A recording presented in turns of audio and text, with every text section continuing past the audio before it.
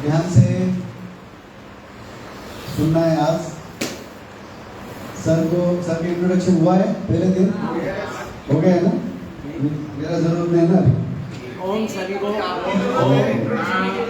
परम पूज्य गुरुदेव जी के चरणों में कोटि सा वंदन, श्रद्धेय आचार्य जी के चरणों में कोटि सा वंदन, अपने सभी केंद्रीय प्रभारीगण उन सभी को हृदय से वंदन, अपने मुंबई पतंजलि परिवार के प्रमुख भारत स्वाभिमान के प्रांत प्रभारी जिनके नेतृत्व में ये योग प्रचार प्रसार का कार्य चल रहा है, ऐसे आदरणीय सुरेश जी को हृदय से वंदन और उनके साथ कार्यरत पूरी टीम को मैं हृदय से वंदन करता हूँ। यहाँ पर आदरणीय शंकर कुमार जी, अशोक जी, मिलिंद जी और उनके पूरी टीम, आप सभी को मैं हृदय से वंदन। तो हम सबने देखा कि मानव शरीर एक सुंदर व्यवस्था है और वो 37 ट्रिलियन सेल से भी ज्यादा सेल से बनी है। ध्यान में रहेगा, 37 ट्रिलियन सेल्स। तो एक एक सेल के अंदर पूरा ब्रह्मांड समाया है, एक एक सेल के अंदर पूरा ब्रह्मांड, और पूरे ब्रह्मांड में जो भी बुद्धिमत्ता है, शक्ति है, गुण कौशल्य है, प्रेम भाव है, सहनशीलता भाव है, तो सब कुछ एक एक सेल के अंदर भरा पड़ा है। और अपना ब्रेन इतना पावरफुल है, हमें कल्पना ही नहीं थी। जब योग में आए तब पता चला कि पूरे ब्रह्मांड में हर क्षण जो भी घटित हो रहा है उसका रिकॉर्डिंग हो रहा है। मतलब सोचो कि मतलब एक छोटी सी चिप भगवान ने डाली है, उसके अंदर मतलब स्टोरेज कितना है, जन्म से लेकर मृत्यु तक सारे ब्रह्मांड में जो भी एक क्षण में जो घटना घटित हो रही है उसका रिकॉर्डिंग हो रहा है। और हमें तो इसके पालू का दिख नहीं रहा है ना? हमें असल में अपने आंखों से ये दीवार के आगे क्या है चल नहीं रहा है, लेकिन भगवान ने अपने अंदर ऐसी प्रोग्रामिंग किया है कि सारे विश्व में जो घटित हो रहा है उसका रिकॉर्डिंग हो रहा है। अभी आप अगर दो व्यक्ति अलग अलग देश में फोन करेंगे तो आपको वहां से हेलो बोलने में कितना टाइम लगता है? सेकंड के हिसाब से तुरंत हेलो आता है ना। उधर अमेरिका हो या ब्रिटेन हो, कहीं से भी हेलो आता है ना। मतलब आपने फोन करने के बाद वो आवाज आया नहीं है, तुरंत मतलब एक क्षण का भी विलंब नहीं लगता है उसको। जो भी आवाजें निर्माण हो रही है वो एक क्षण के अंदर सारे ब्रह्मांड में वो संचारित होती है और इसीलिए आपको तुरंत आवाज आता है। तो ये सारी आवाजें जो घटनाएं घटित हो रही है वो सब हमारे आजू बाजू में उपलब्ध है। बस खाली एक यंत्र मानव ने बनाया है। भगवान ने तो इससे भी बेटर बनाया है।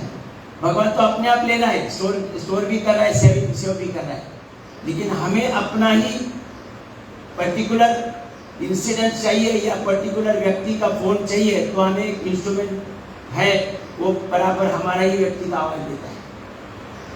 तो इतनी सुंदर व्यवस्था होने के बावजूद मानव शरीर में केवल प्राण शक्ति के अभाव के कारण, प्राण शक्ति के अभाव के कारण आज मानव 0 लेवल पर है। और मानव के बॉडी सेल्स कैसे हैं? कैरेक्टरलेस है।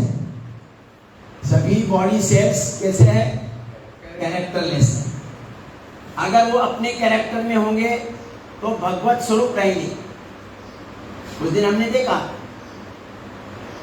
अगर हमारे बॉडी सेल्स उनका स्ट्रक्चर और कैरेक्टर करेक्ट होगा तो वो अपने स्वभाव में रहेंगे। अपना स्वभाव यानी भगवत स्वभाव।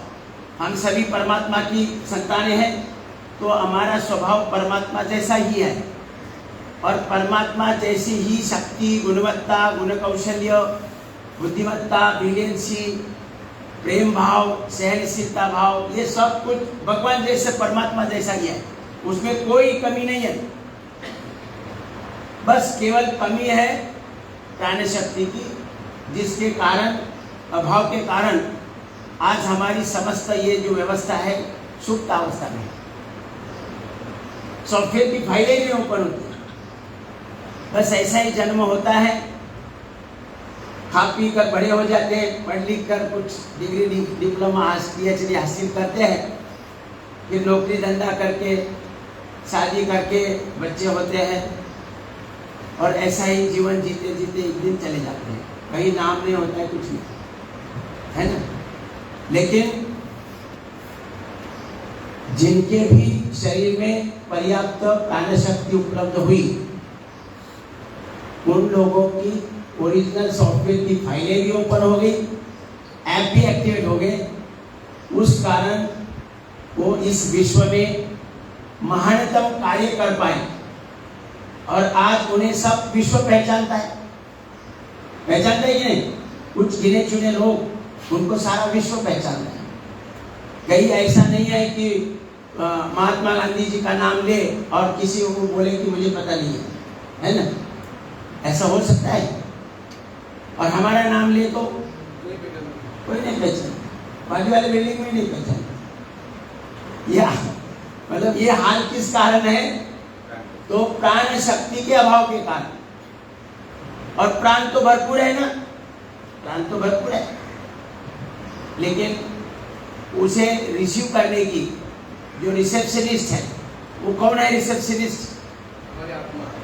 हीमोग्लोबिन। उस दिन बताया था, हीमोग्लोबिन जब तक हमारा स्ट्रांग नहीं होगा, हीमोग्लोबिन ही रिसीवर है, रिसेप्शनिस्ट है। वो स्वयं भगवान प्राण रूप में अपने शरीर में प्रवाहित होते हैं, और वहाँ से उनको रिसीव करके ये शरीर रूपी पूरे फैक्ट्री में उन्हें उनका प्रवास कराते हैं। तो ये कौन कराता है? जोर से बोला करो, नहीं तो याद नहीं रहता। परसों का आज याद नहीं आपको। हीमोग्लोबिन। ये हीमोग्लोबिन अगर स्ट्रॉन्ग है तो भगवान रूपी प्राण ये हमारे पूरे शरीर में 37 ट्रिलियन सेल्स के अंदर प्रवाहित करने का कार्य हीमोग्लोबिन करता है। और हीमोग्लोबिन स्ट्रांग होने के लिए क्या होना चाहिए? पाचन तंत्र स्वस्थ होना चाहिए। पाचन तंत्र स्वस्थ होना चाहिए। देखो भूलते कैसे हैं। हमने उस दिन क्या देखा? सब बीमारी की, सब समस्या का एक ही समाधान है, क्या? पाचन तंत्र स्वस्थ होना। हमारे शरीर में और जीवन में जो भी समस्या है, शारीरिक समस्या से लेकर मानसिक, आध्यात्मिक, बौद्धिक, आर्थिक, जो भी समस्या है, उन समस्त समस्या का समाधान अगर हमें प्राप्त करना है तो एक ही कार्य है, हमारा पाचन ठीक होना चाहिए। इतना अद्भुत यंत्र दिया है ये सेंट्रल गवर्नमेंट है, मोदी सरकार है ना। इतना पावरफुल है कि मानव ने बहुत प्रगति की है, लेकिन ऐसा यंत्र अभी तक नहीं है मिला है कि जिसके अंदर दाल रोटी डालने से हड्डियां बनती है, मांस बनता है, खून बनता है, दूध बनता है, बुद्धि बनती है, सुनने की क्षमता बनती है, दृष्टि बनती है ना, दृष्टि बनती है ना, दृष्टि यही से खान पान पाचन होके, अगर यहाँ से गलत प्रोसेस होता है, अपचन होता है, तो यहाँ पर कमी आती है, और यहाँ पर क्या होता है? कैटरैक्ट होता है, दृष्टि नजर कम आ जाती है, सुनने की क्षमता, बाल सफेद होने लगते हैं, बाल झड़ने लगते हैं। ये कमी के कारण है ना। पाचन में बिगाड़ होने से, पाचन में बिगाड़ होने से हमारा खून की मात्रा कम हो जाती है, और खून की मात्रा कम होती है तो व्हाइट ब्लड सेल कम होंगे, रेड ब्लड सेल कम होंगे, और प्लेटलेट कम होंगे। रेड ब्लड सेल के अंदर हीमोग्लोबिन है, वो हीमोग्लोबिन भी कमजोर होगा, तो वो सक्षमता से अपने लंग्स, और कहां से ऑक्सीजन प्राणवायु लेता है? अपने स्किन से, मतलब दो जगह से वो एब्सॉर्ब करता है दो जगह से। एक तो लंग्स के अंदर लिया, लंग्स के अंदर 7 करोड़ 20 लाख वायुकोश है, 7 करोड़ 20 लाख वायुकोश बलून है, छोटे छोटे बलून में कैसा एक ही डोर रहते हैं ना, वैसे एक ही गेट अपने ये 7 करोड़ 20 लाख बलून्स में है। 7 करोड़ 20 लाख बलून्स के एक ही मुख है, दूसरा मुख नहीं है। तो दूसरा जो पतला सा जो दीवार है उसमें से ऑक्सीजन को एब्सॉर्ब करता है हीमोग्लोबिन। हम तो नाक से वायु ले रहे हैं, डायरेक्ट ऑक्सीजन नहीं ले रहे ना, ऑक्सीजन ले रहे हैं या वायु ले रहे हैं, और उसमें से ऑक्सीजन को कौन एब्सॉर्ब करता है? जोर से बोला करो, फिर भी भूल जाते हैं। वायु लंग्स के अंदर हमने वायु लिया और उसके अंदर से केवल ऑक्सीजन को एब्सॉर्ब करने का काम कौन करता है? हीमोग्लोबिन करता है। और अपने शरीर में जो छिद्र है, स्किन पर छिद्र है, उसमें से भी वायु एंटर करता है, तो उसमें से भी ऑक्सीजन को एब्सॉर्ब करने का काम हीमोग्लोबिन करता है। तो कितना महत्वपूर्ण है। और यही हीमोग्लोबिन अगर स्ट्रांग है तो ज्यादा से ज्यादा मतलब पर्याप्त ऑक्सीजन एब्सॉर्ब करके 37 ट्रिलियन सेल्स को देता है। और एक एक सेल का फिर कार्य चलता है। उस दिन हम सब देखा है कि एक एक सेल के अंदर एनर्जी निर्माण करने की व्यवस्था है। ऑक्सीजन ग्लूकोज का ज्वलन होता है, उसे हेल्प कौन करता है? आग लगाने का काम कौन करता है? इंसुलिन, जो लेफ्ट साइड में पैनक्रियाज है वो देता है।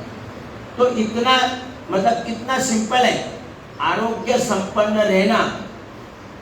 आज मॉडर्न साइंस में कितने डॉक्टर हैं, मतलब एक एक अंग के सैकड़ों बीमारी है, एक एक अंग की सैकड़ों बीमारी है, और उसके लिए अलग अलग डॉक्टर, अलग अलग दवा है, अलग अलग दवा। आदमी मानव बड़ा शातिर है, तो मतलब कोई पूरा बॉडी के लिए एक डॉक्टर नहीं है, अनेकों डॉक्टर हैं और अनेकों औषधि है। लेकिन अपने परमात्मा ने अपने शरीर में एक ही डॉक्टर लगाया है। अगर हम पाचन तंत्र स्वस्थ करें तो पूरे 37 ट्रिलियन सेल्स में जो भी हार्मोन्स निर्मित करनी है वो करने का प्रोग्राम, निर्माण करने का प्रोग्राम। आंखों में किस प्रकार के हार्मोन्स बनेंगे? दृष्टि के हार्मोन्स बनेंगे। कान से कभी दिखाई देगा क्या? क्योंकि कान में सुनने के हार्मोन्स बनाने का प्रोग्राम है। तो 37 ट्रिलियन सेल्स में अपनी रिक्वायरमेंट के अनुसार अलग अलग प्रोग्रामिंग करके रखा है भगवान ने। बस वहां ऑक्सीजन, ग्लूकोज और इंसुलिन पहुंचना है। बाकी अलग अलग हार्मोन्स की निर्मित है, मतलब अलग अलग। हमें दवा ढूंढने की आवश्यकता नहीं है, हमें केवल पाचन तंत्र स्वस्थ रखना है। और दूसरा क्या है? Blood circulation. क्या है? ब्लड सर्कुलेशन नहीं होगा तो दिल्ली वाले सब माल खा जाएंगे। दिल्ली का माल गली में आएगा ही नहीं, है ना। दिल्ली का माल कहाँ जाना चाहिए? गली तक पहुंचना चाहिए। अगर दिल्ली का माल गली तक नहीं पहुंचेगा, दिल्ली वाले खा जाएंगे, तो फिर ऐसा पेट बड़ा हो जाता है ना। दिल्ली वाले खा गए सब तो ऐसा बड़ा पेट हो जाता है। समझ लो कि ये दिल्ली वाले सब खा रहे हैं, है ना। ये ब्लड सर्कुलेशन नहीं हो रहा है, ट्रांसपोर्टेशन नहीं हो रहा है दिल्ली का माल गली तक पहुंचाने। तो देखो कितना सिंपल है। पाचन तंत्र स्वस्थ रखना ये हमारी ड्यूटी है बस, और ब्लड सर्कुलेशन। और उसके लिए जो भी हम योग साधना, परम पूज्य गुरुदेव जी ने ये योग साधना जैसी एक पवित्र साधन आज सारे विश्व को दिया है। ये निर्माण तो महर्षि पतंजलि का है, लेकिन उसका घर घर तक प्रचार प्रसार करने का बीड़ा परम पूज्य गुरुदेव जी ने उठाया। उन्होंने निर्मित नहीं किए, उन्होंने केवल उसे घर घर तक, हरिद्वार से हर द्वार तक पहुंचाने का बीड़ा उठाया है सारे विश्व की मानव जाति। यानी इतना बड़ा लक्ष्य केवल भगवत स्वरूप व्यक्ति ही ले सकता हो, ऐसा कोई भी नहीं ले सकता है कि सारे विश्व के मानव सुखी समाधानी हो, आरोग्य संपन्न हो। ऐसा किसी को लगता है ना? नहीं लगता है। तो ये परम पूज्य गुरुदेव जी के माध्यम से भगवान ने अवतार लिया है। ये रियल अवतार है। भगवान ने ऐसे कई बार अवतार लिए, किसी किसी के माध्यम से अवतार लिए, लेकिन उन्हें पहचानने में गलती कर दी लोगों ने। आज भी वैसा ही हो रहा है। भगवान स्वयं जब धरती पर कुछ गड़बड़ हो जाती है तो भगवान स्वयं अवतार लेते हैं किसी न किसी मानव के माध्यम से। तो ऐसे ही लिया है। तो इसलिए योग साधना द्वारा आज 25-30 वर्ष के अंदर पतंजलि योगपीठ की, परम पूज्य गुरुदेव जी की, श्रद्धेय आचार्य जी की पहचान कितनी बन गई है? केवल योग करने से। योग करने से आज सारे विश्व में उनकी पहचान बन गई, पतंजलि योगपीठ की पहचान बन गई। और सारे विश्व में आज डिमांड है अच्छे योग शिक्षक की, माहिर, जिन्होंने योग साधना में माहिरत्व प्राप्त किया, और वो भी पतंजलि योगपीठ द्वारा प्रशिक्षित योग शिक्षक की आज करोड़ों के पैकेज में डिमांड है। पतंजलि योगपीठ के द्वारा उनको एक्सपोर्ट किया जाएगा। ऐसे मतलब दुनिया में जितने भी अर्थार्जन के साधन हैं, जितने क्षेत्र हैं, और उसमें जितना पोटेंशियल है, उन सब में जितना पोटेंशियल है उससे बढ़कर पोटेंशियल योग साधना में है। अगर योग साधना सही रूप से हम करेंगे, अनुपालन करेंगे और उसका प्रचार प्रसार करेंगे। इसीलिए ये परम पूज्य गुरुदेव जी ने घर घर तक योग पहुंचाने के लिए ये टीचर्स ट्रेनिंग का व्यवस्था बनाई है। सारे भारत में टीचर्स ट्रेनिंग लिया जाता है 30 दिन का, और फिर वो अपने अपने एरिया में योग प्रचार प्रसार करते हैं। पहले लोगों ने योग सही सिखाया लेकिन कठिन करके परोसा, और ऊपर से डर पैदा किया कि हमने सिखाया तो तुरंत जाकर किसी को सिखाएंगे, कुछ गड़बड़ होगी तो हम जिम्मेदार नहीं है। तो जिसने भी सीखा उसने भी नहीं किया, बोला गड़बड़ होती है तो फिर मैं भी क्यों करूं, खाओ पियो मजा करूं। हाँ, आज तक चलता है। और गुरुदेव जी ने क्या बोला कि मैंने सिखाया और 100 लोगों को नहीं सिखाएंगे तो पाप लगेगा, अगर कुछ होगा तो मैं जिम्मेदार हूं। ऐसा विश्वास केवल परमात्मा ही दे सकता है ना, कि कुछ भी हो जाए तो मैं जिम्मेदार हूं। तो वो परमात्मा रूपी वो पूज्य गुरुदेव जी ने हमें विश्वास दिया, तब सारे विश्व में उसका एक्सेप्टेंस हुआ। तो हमें केवल अपना पाचन ठीक करना है और ब्लड सर्कुलेशन, बाकी पूरी व्यवस्था, अनेकों डॉक्टर्स, अनेकों औषधि, खाली औषधि का नाम क्या है अंदर? हार्मोन्स। औषधि का नाम क्या है अंदर? हार्मोन्स।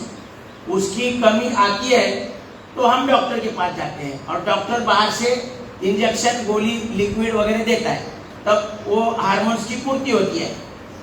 आंखों में दृष्टि कम हो गई क्योंकि वहां दृष्टि के हार्मोन्स नहीं बन रहे, तो डॉक्टर बाहर से दवा देता है, लिक्विड देता है, इंजेक्शन देता है ना।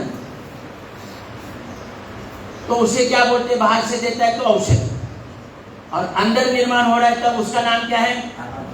ध्यान में रखो। मतलब इसीलिए हम बोलते हैं कि औषधि की फैक्ट्री है, पूरी फैक्ट्री है पूरे शरीर में।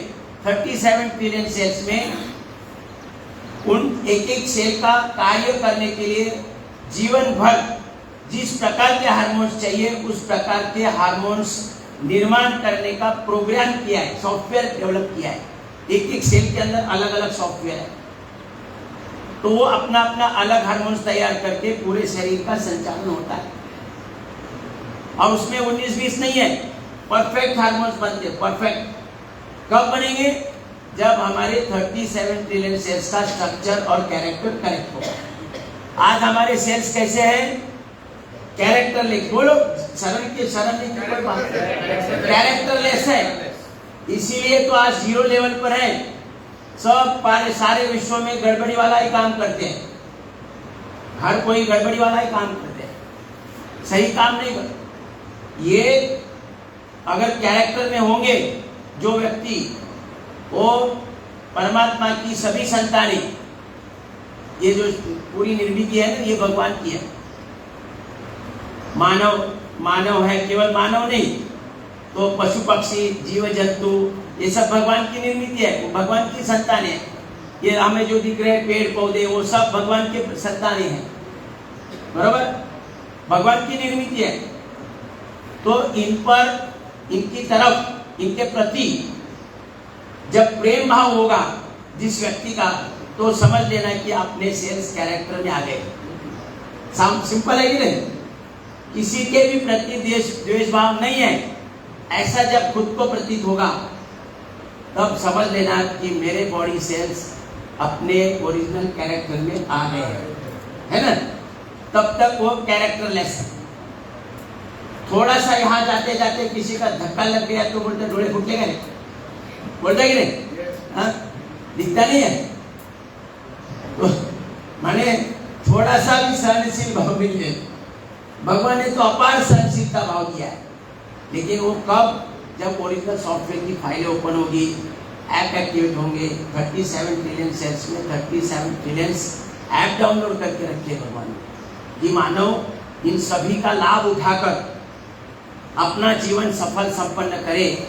अरे सारे विश्व के मानव एक परिवार जैसा रहे, ये भगवान की इच्छा है। लेकिन आज रह रहे क्या?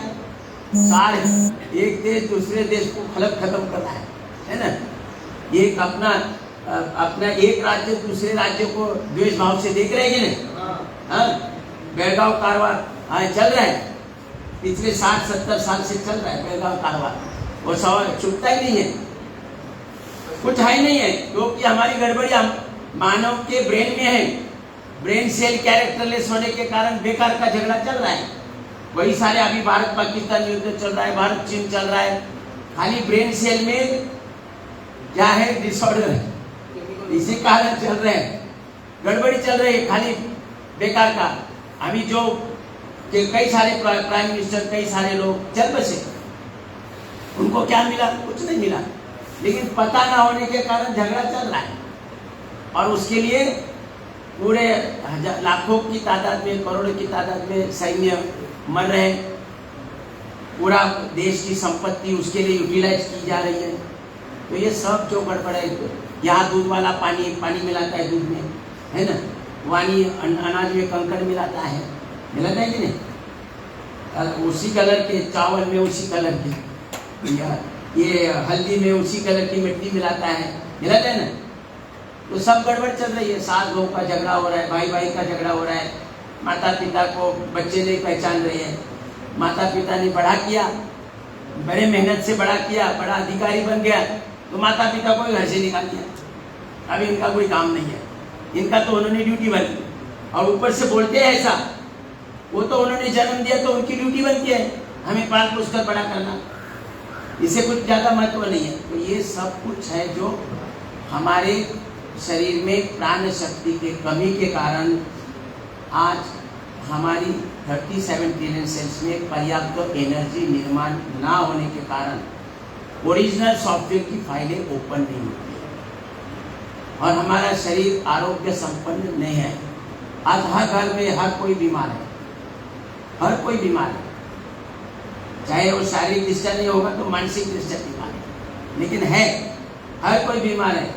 और जिस दिन पाचन ठीक होगा, परम पूज्य गुरुदेव जी बोलते हैं, जिस दिन पाचन ठीक होगा उस दिन से विश्व शांति स्थापित होने के लिए समय नहीं लगेगा, क्योंकि सभी भगवत स्वरूप हो जाएंगे, सभी भगवत स्वरूप अपने ओरिजिनल स्वभाव में आएंगे ना। ओरिजिनल सॉफ्टवेयर की फाइलें ओपन होगी और ऐप एक्टिवेट होंगे तो मूल स्वभाव में आ जाएंगे। तो इसलिए हमें आरोग्य संपन्न रहने के लिए हमें ज़्यादा मेहनत नहीं करनी पड़ेगी। तो हमें केवल अपना पाचन ठीक रखना है। उसके लिए जो भी क्रिया साधक को पसंद है, साधक को पसंद है, साधक करने में सक्षम है, वही क्रिया उससे ज़्यादा करके लेनी है। आज ऐसा नहीं होता है। हमारा 1 घंटे का क्लास में दौड़ते हैं, योगिक जॉगिंग, सूर्य नमस्कार, दंड बैठक, 12 आसन, सब कुछ लिया जाता है, 8 प्राणायाम, सब कुछ लिया जाता है। और 1 घंटे के अंदर खाली दौड़ के क्रिया मतलब खाना पूर्ति होती है, बस उसका लाभ नहीं मिलता है। तो लाभ अगर प्राप्त करना है तो हमें गिने चुना जो प्रोग्राम बनाए पूज्य गुरुदेव जी ने, उन्होंने उनके अंदर से लिमिटेड जो सामने बैठे वाले साधक जो कर सकते हैं आसानी से वही चुनना है और वही देना शुरू करेंगे तो हमारे वर्ग में जो लोग आ रहे हैं, साधक आ रहे हैं, उनको रिजल्ट मिलेगा और वो प्रसिद्धि होगी अपने वर्ग की और ज़्यादा से ज़्यादा लोग आएंगे। नहीं तो आज इसे 15, 20, 40 इसके ऊपर साधक नहीं रहते क्योंकि रिजल्ट नहीं मिलता है। तो रिजल्ट प्राप्त करना है तो इतना सिंपल तरीके से उनको बोलना है कि भाई हमें किसी भी प्रकार से ऑपरेशन 99% ऑपरेशन से बचना है, जरूरी नहीं है, और 99% डॉक्टर से बचना है। डॉक्टर बड़े बड़े डॉक्टर हैं अंदर लगा दिए है, वो हार्मोन्स बराबर हार्मोन्स तैयार करते हैं। बाहर से तो डॉक्टर देता है और क्या बोलता है 3 दिन की दवा दे रहा हूं, देख लो, अगर नहीं कुछ होता है तो वापस आ जाओ, मैं और 3 दिन का डोज दूंगा। अगर उसमें से भी नहीं होता तो फिर वापस आ जाओ और 3 दिन का देता हूँ। लेकिन अपने शरीर में जो व्यवस्था है उसमें 19-20 नहीं है, परफेक्ट दवा बनती है हार्मोन्स की। उसे नाम क्या है? हार्मोन्स। पुनः भूल जाते हैं। अंदर जब निर्माण होती है तो उसे बोलते हैं हार्मोन्स, और उसी की कमी दूर करने के लिए बाहर से लेते हैं तो उसे बोलते हैं औषधि। बस इतना ही फर्क है। तो ये हमारे मन में हर एक के दिमाग में बैठना चाहिए कि हमारे शरीर में ही औषधि की व्यवस्था है। और ये विचार बिगड़ा हुआ है, मानते ही नहीं है। ऐसा थोड़ी होता है अपने शरीर में औषधि बनती है, ऐसे कुछ भी बोलते हैं, अंदर थोड़ी औषधि बनती है। ये विचार बिगड़ा हुआ है।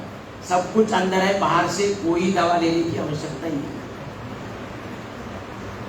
अगर लेना ही है तो जो आहार के रूप में ले रहे हैं, जो आहार के रूप में ले रहे हैं, इसमें अन्न धान्य है, साग सब्जी है, भाजी पाला है, अलग अलग मसाले। हमारे पूर्वजों ने शोध किया है कि ये मसाले अगर हम यूज करेंगे तो हमारे शरीर में समय समय पर जो भी बिगाड़ होगा तो उसका रिपेयर होता रहेगा।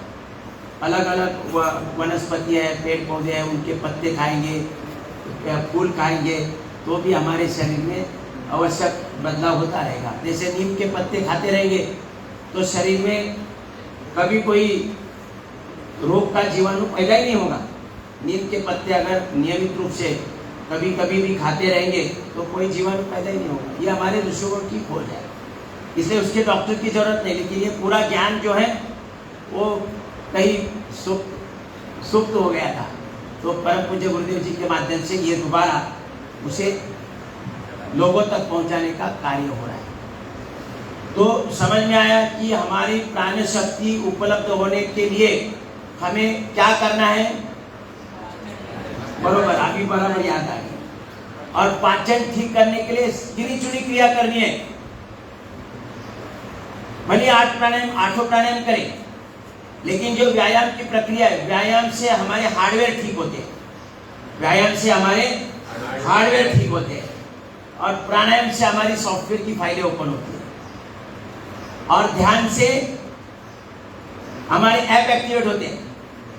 मतलब व्यायाम भी चाहिए, प्राणायाम भी चाहिए और ध्यान भी चाहिए। केवल व्यायाम करेंगे तो शरीर अन्नमय कोश जो है वो बलदंड होगा, लेकिन उसमें कोई भाव नहीं रहेगा। राक्षसी स्वभाव जो है ना वैसा रहेगा। उसके अंदर भाव पैदा करने के लिए सॉफ्टवेयर की फाइलें ओपन होनी चाहिए। गुण कौशल्य, प्रेम भाव, सहनशीलता भाव, बुद्धिमत्ता, ये सब निर्माण होने के लिए सॉफ्टवेयर की फाइलें ओपन होनी चाहिए। इसीलिए हमें प्राणायाम करना है। तो पूरा योग साधना करके हमें जो प्राप्त होता है उसमें से 99% लाभ हमें प्राणायाम से होता है। और प्राणायाम 8 प्राणायाम से जो लाभ होता है पूरा, उसमें से 99% लाभ अकेली कपालभाति से होता है। देखो, इसलिए जब भी ये सुन रहे हैं तो कपालभाति करते रहो, लिखने की कोई जरूरत नहीं है। लिखने से देखो सब पूरा किताबें दी आपको, दिए ना किताबें, तो किताबों के अंदर सब है। फिर क्यों लिखने में आधा ध्यान उधर आधा मेरी तरफ। तो फिर पूछेंगे ये पाचन ठीक करने के लिए क्या करना चाहिए, फिर बोलेंगे मेरी यहाँ गर्दन दुख रही है उसके लिए क्या करना चाहिए, वो ये क्यों हो रहा है, मेरी तो कमर दुख रही है, जब नींद से उठता है तो और कमर एकदम पकड़ी जाती है। अभी एक ही है ना कि हमारे 37 ट्रिलियन सेल्स को ऑक्सीजन, ग्लूकोज और इंसुलिन प्राप्त होने से एक एक सेल का स्ट्रक्चर और कैरेक्टर करेक्ट होगा। इसी में सब समाहित है। सर के बाल से लेकर पाँव के नाखून तक सभी अंग आए कि नहीं? फिर भी उन्होंने मेरा पेट नहीं साफ होता है, उसके लिए क्या करें? खत्म। उन्होंने ध्यान ही नहीं दिया, उन्होंने ध्यान ही नहीं दिया। 37 ट्रिलियन सेल्स में ही आ गया ना पूरा पेट। पेट भी उसी का एक हिस्सा है, तो वो भी ठीक हुआ ना, पाचन ठीक हुआ तो सब कुछ ठीक हुआ। तो हमें आज जो हम जीरो अवस्था है उसके 4 कारण बताए: जीवन शैली, आहार, विचार और श्रम व्यायाम। तो योग साधना हमने कर ली। तो योग साधना से हमारे सभी सेल्स का स्ट्रक्चर और कैरेक्टर करेक्ट होगा। तो हमारे पूरे शरीर में जो भी कार्य चल रहा है वो सुस्थिति में आता है। प्राण शक्ति पर्याप्त होने से बाल झड़ेंगे नहीं, बाल सफेद नहीं होंगे, ब्रेन में कोई डिसऑर्डर नहीं आएगी, आंखों में दृष्टि बरकरार रहेगी, कान की सुनने की क्षमता रहेगी, सूंघने की क्षमता रहेगी, टेस्ट लेने की क्षमता बरकरार रहेगी, वाणी सही रहेगी, वाणी पवित्र बनेगी। तो ये जो पूरा शरीर के अंदर हार्ट, लंग्स सही कार्य करेंगे जीवन भर। जीवन भर अगर पाचन ठीक है, क्या है? पाचन ठीक है, तो ये लंग्स और हार्ट और लंग में कोई समस्या नहीं आती है, क्योंकि हार्ट सेल उनका स्ट्रक्चर और कैरेक्टर करेक्ट रहेगा, तो गलत काम होगा ही नहीं, है ना? ब्लॉकेज आएगी नहीं और बैड कोलेस्ट्रॉल निर्माण ही नहीं होगा, पाचन ठीक होता है। तो इसलिए हमें अपना पाचन ये न के प्रकार ठीक रखना है, प्राण शक्ति बढ़ानी है। तो पूरे शरीर में जो भी कार्य चल रहा है वो सुचारू रूप से चलेगा। तो इसमें क्या क्या चलता है ये हम देखेंगे।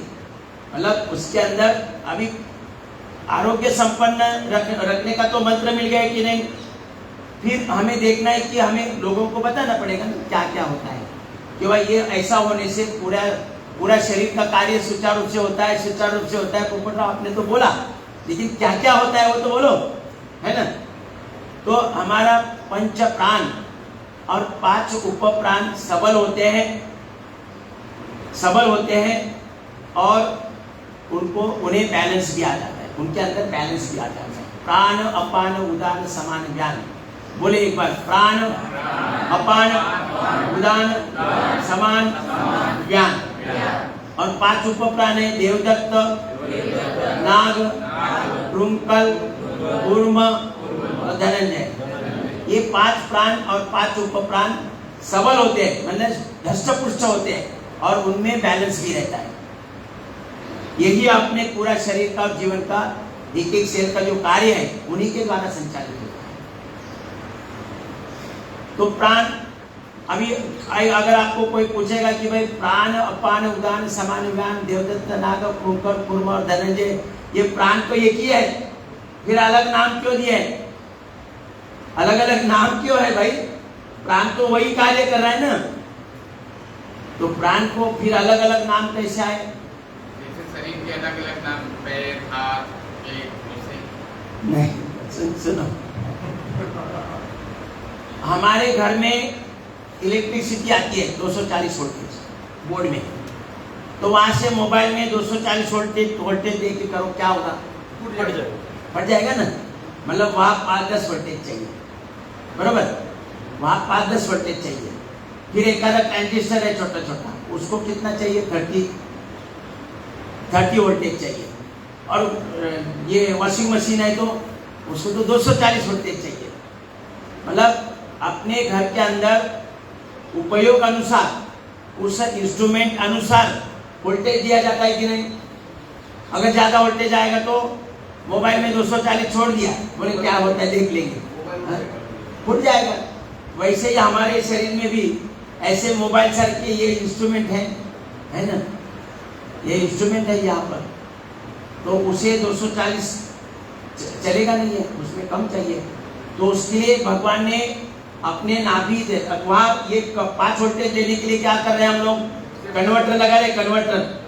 वो कन्वर्टर 240 देता है, लेकिन आगे 5 वोल्टेज छोड़ता है, जिसका करंट भी नहीं लगता है। आपको लगता है क्या करंट? नहीं लगता है, लेकिन बैटरी ये उसका चार्ज करता है मोबाइल, मतलब क्षमता तो है, लेकिन चार्ज करता है, लेकिन करंट नहीं लगता, हमें पता भी नहीं। तो कन्वर्टर वो लगाते हैं, कन्वर्टर। तो इसी प्रकार से भगवान ने भी हमारे शरीर के अलग अलग कोमल अंग के अनुसार उन्हें कम वोल्टेज वाला, यानी कम कैपेसिटी का दबाव होने वाला एनर्जी सप्लाई करने के लिए एक कन्वर्टर लगाया है। और वो कन्वर्टर कौन सा है मालूम है? नाभि। नाभि रूपी शक्तिशाली कन्वर्टर है। वो नाभि देखो, जैसे ही लेफ्ट राइट होगी, ऊपर नीचे होगी, वैसे ये कंट्रोल छूट जाएगा। फिर बोलते हैं ना, ब्रेन की नसें फट गई और चल बसा। अब समझ में आया कि ये क्यों हुआ? कि नाभि का जो कन्वर्टर, नाभि रूपी जो कन्वर्टर है, उसका नियंत्रण छूट गया और 240 वोल्टेज गया यहाँ पर और फट गया। मोबाइल जैसा फटेगा वैसा ही। तो इसलिए अलग अलग जरूरत के हिसाब से, अलग अलग अंगों के कार्य के हिसाब से वहां पर एनर्जी का सप्लाई देना, इसलिए भगवान ने नाभि रूपी कन्वर्टर लगाया है। और ये कन्वर्टर उसका डिवीजन करता है। तो यहाँ पर जो ये लाइट कार्य है, यहाँ कोई ग्राइंडिंग नहीं है, पेट जैसा डाइजेशन करने के लिए ग्राइंडिंग हो रहा है यहाँ पर, वैसा तो नहीं है। तो यहाँ समझ लो कि यहाँ मोबाइल है, तो यहाँ कम वोल्टेज चाहिए, तो यहाँ जो कार्यरत है उसका नाम है उदान। यहाँ क्या है? उदान। फिर यहाँ थोड़ा ज्यादा काम चलता है, हार्ट और लंग्स का थोड़ा ज्यादा कार्य चलता है। यहाँ पर हार्ट तो हमेशा ऐसा चालू रहता है, तो यहाँ पर ज्यादा वोल्टेज चाहिए। तो यहाँ पर कौन सा है? मतलब यहाँ से कंठ तक है ना, और कंठ से हृदय तक मुख्य प्राण जिसको हम बोले प्राण, अपान, उदान, समान, गान, उसमें से जो प्राण है वो यहाँ पर है। और हृदय से नाभि तक पूरा डाइजेशन का काम चलता है। तो यहाँ पर जो है समान प्राण है, समान, ज्यादा वोल्टेज वाला है, समान। अभी नाभि के नीचे से पांव तक पूरा जीवन भर चलना है ना, और पूरे शरीर का पोषण करना है, पूरे शरीर का रिप्रोडक्टिव सिस्टम, प्रजनन तंत्र, एक्सक्रीटरी सिस्टम, ये पूरा नाभि के नीचे वाला काम जो चल रहा है वो अलग वायु है, मतलब पावरफुल चाहिए। वो क्या है? अपान। अपान प्राण, अपान, उदान, समान, ज्ञान में से अपान प्राण नाभि के नीचे पांव तक बड़ा शक्तिशाली है। अब पूरे शरीर में ब्लड का ट्रांसपोर्टेशन, ब्लड के माध्यम से ऑक्सीजन, ग्लूकोज और इंसुलिन किसके माध्यम से जाता है? ब्लड के माध्यम से। और उसे ट्रांसपोर्टेशन का काम कौन करता है? व्यान। ये तो उससे भी सबसे ज्यादा शक्तिशाली होना चाहिए, क्योंकि हम खड़े रहते हैं तो भी हमारा पाव की तरफ गया हुआ खून यूटिलाइज होके, खराब होकर फिर वापस उसको हृदय तक लेके आना है। बड़ा कठिन काम है ना, उसे ऊपर लेके आना है। अगर नहीं आता है तो क्या होता है? फिर वेरिगोज वेन्स है ना, वेरिगोज वेन्स होती है। तो ये कार्य के लिए व्यान नाम का प्राण कार्य करता है। पूरा सर्कुलेशन को, ट्रांसपोर्टेशन डिपार्टमेंट व्यान प्राण के पास है। तो समझ गए? प्राण, अपान, उदान, समान, व्यान। यहाँ कौन सा है? उदान। यहाँ प्राण,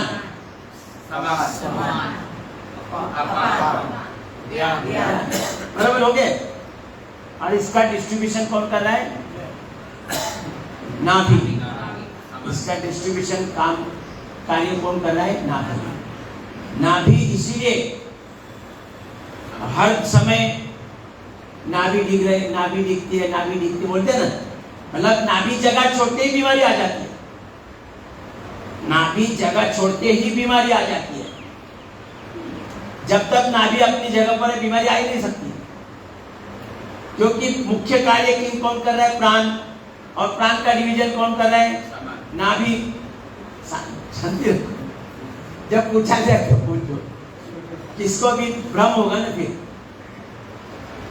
पूरा जो प्राण शक्ति से कार्य चल रहा है पूरे शरीर का, और प्राण का सप्लाई शरीर में, प्राण जब आएगा तभी एक एक सेल का कार्य चल रहा है ना, एक एक सेल का कार्य तभी चल रहा है।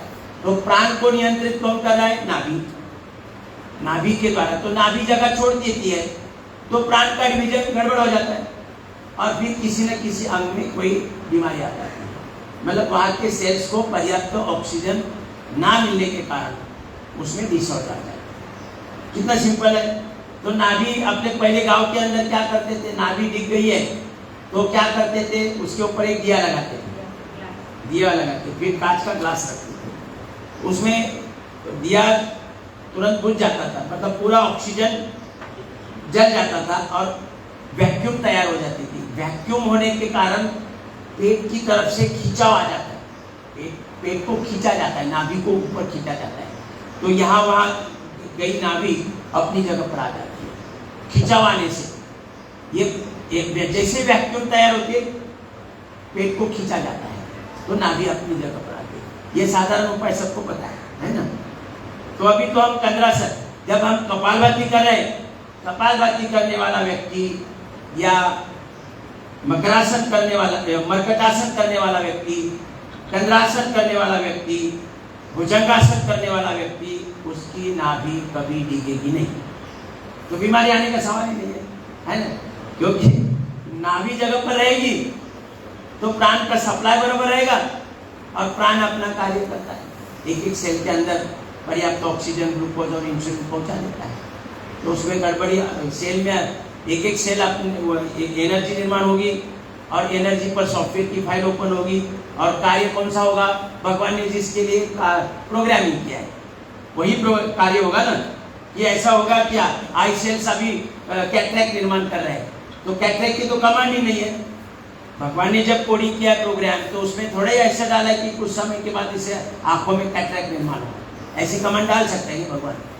हाँ, कुछ समय के बाद हार्ट में ब्लॉकेज आ जाए, ऐसी कमांड डाल के रखिए क्या ऑलरेडी। ये तो हमारी गलती के कारण हो रहा है, हमारा पाचन ठीक ना होने के कारण ये गड़बड़ी हो रही है। पाचन ठीक ना रखने का कारण जीवन शैली, आहार, विचार और श्रम, ये कारण है। तो ये 5 प्राण, प्राण, अपान, उदान, समान, व्यान, ये पांचों प्राण का विभाजन निरंतरता से पूरी तरह से अपने नियंत्रण में रखती है नाभि। अभी बाहर से फ्लक्चुएशन आता है इलेक्ट्रिक सप्लाई में, कभी कभी आता है ना, फ्लक्चुएशन आता है तो कम ज्यादा वोल्टेज आता है तो घर में छोटे छोटे इंस्ट्रूमेंट खराब हो जाते हैं। तो हम क्या लगाते हैं उसमें, करेक्ट, ऐसा बोला करो, स्टेबलाइजर लगाते हैं।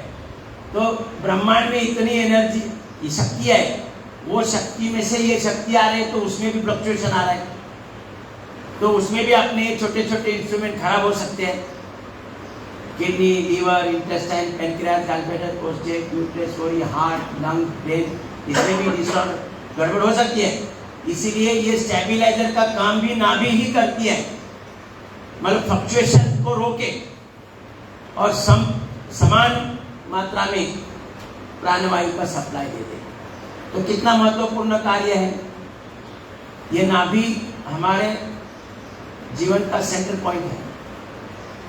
इसमें आप 2-4 बूंद ऑयल के भी डालेंगे तो पूरे शरीर में जाते हैं एक थोड़े से समय में। नाभि में 2-4 बूंद ऑयल, किसी भी प्रकार का ऑयल, घी, सरसों का ऑयल या नारियल का तेल, तिल का तेल, कोई भी चार डालो तो पूरा वंगन हो जाता है, पूरे बॉडी में जाता है। तो अब लोग बोलते हैं ऐसा तो ऐसे थोड़ी होता है, नाभि से डाला तो पूरा जाता है।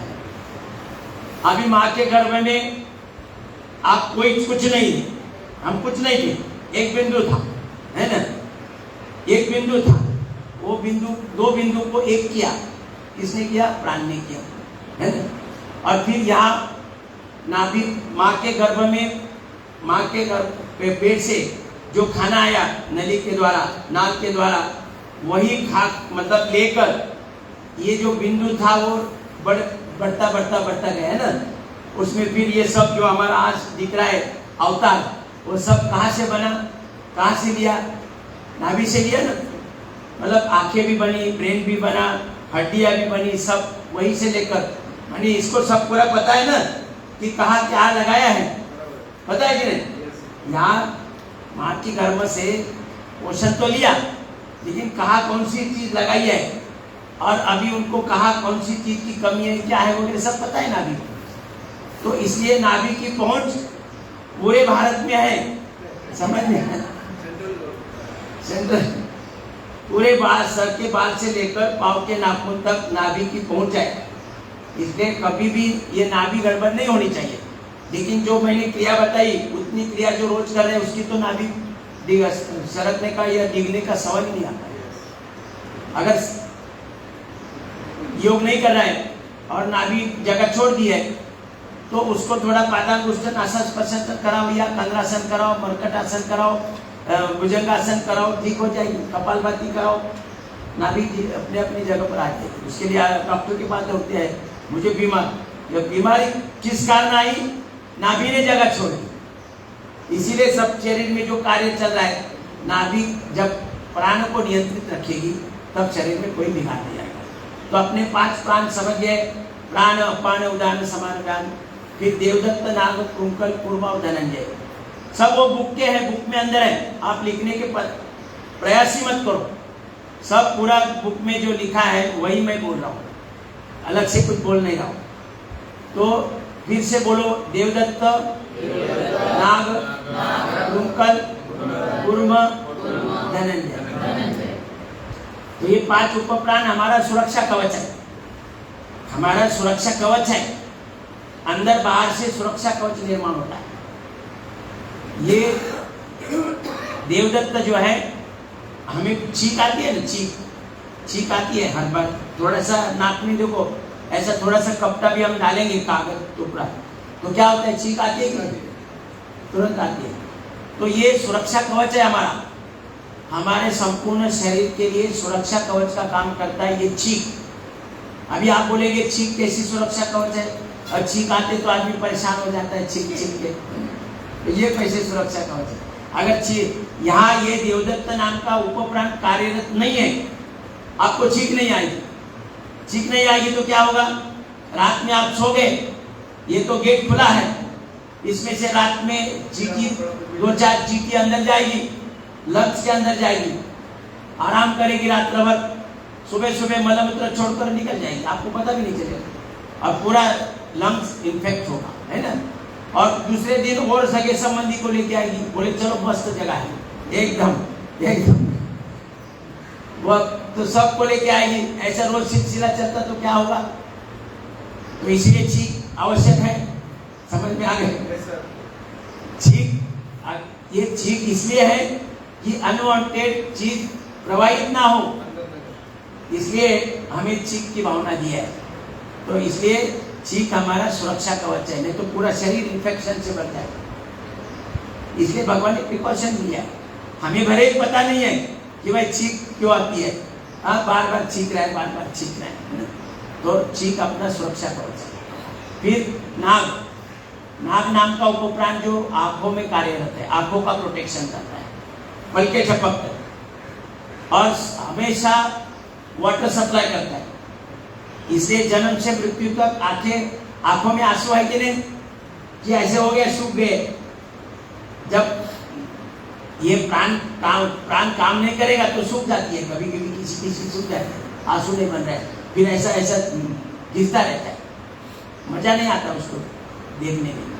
तो वो आंसू प्रमाणित मात्रा में रखना और बाहर से धूलिकण से आंखों को बचाना, इसलिए समय समय पर पलके झपकना और पानी स्प्रे करना। हर एक ऐसे समय स्प्रे होता है पानी, लेकिन देखो ढक्कन नहीं है फिर भी पानी टपक रहा गया। इतना कठोर स्थिति में प्रोटेक्शन करने का काम नाग का उपप्राण है। फिर देवदत्त नाग क्रुंकल, क्रुंकल हमें जमाई की भावना देता है, मुंह फाड़ कर जमाई देनी चाहिए। हम लोग क्या करते हैं शर्म के बारे में पता नहीं करके, हमारे शरीर की 37 ट्रिलियन सेल्स जब कमजोर हो जाती है, प्राण शक्ति के अभाव से कमजोर हो जाती है, तब कार्बन ही कार्बन हमारे शरीर हुआ है। प्राण ऑक्सीजन की कमी है और ऑक्सीजन की कमी ऐसी चलती रहेगी तो कई कई अंग इंस्ट्रूमेंट में बिगाड़ हो जाएगा।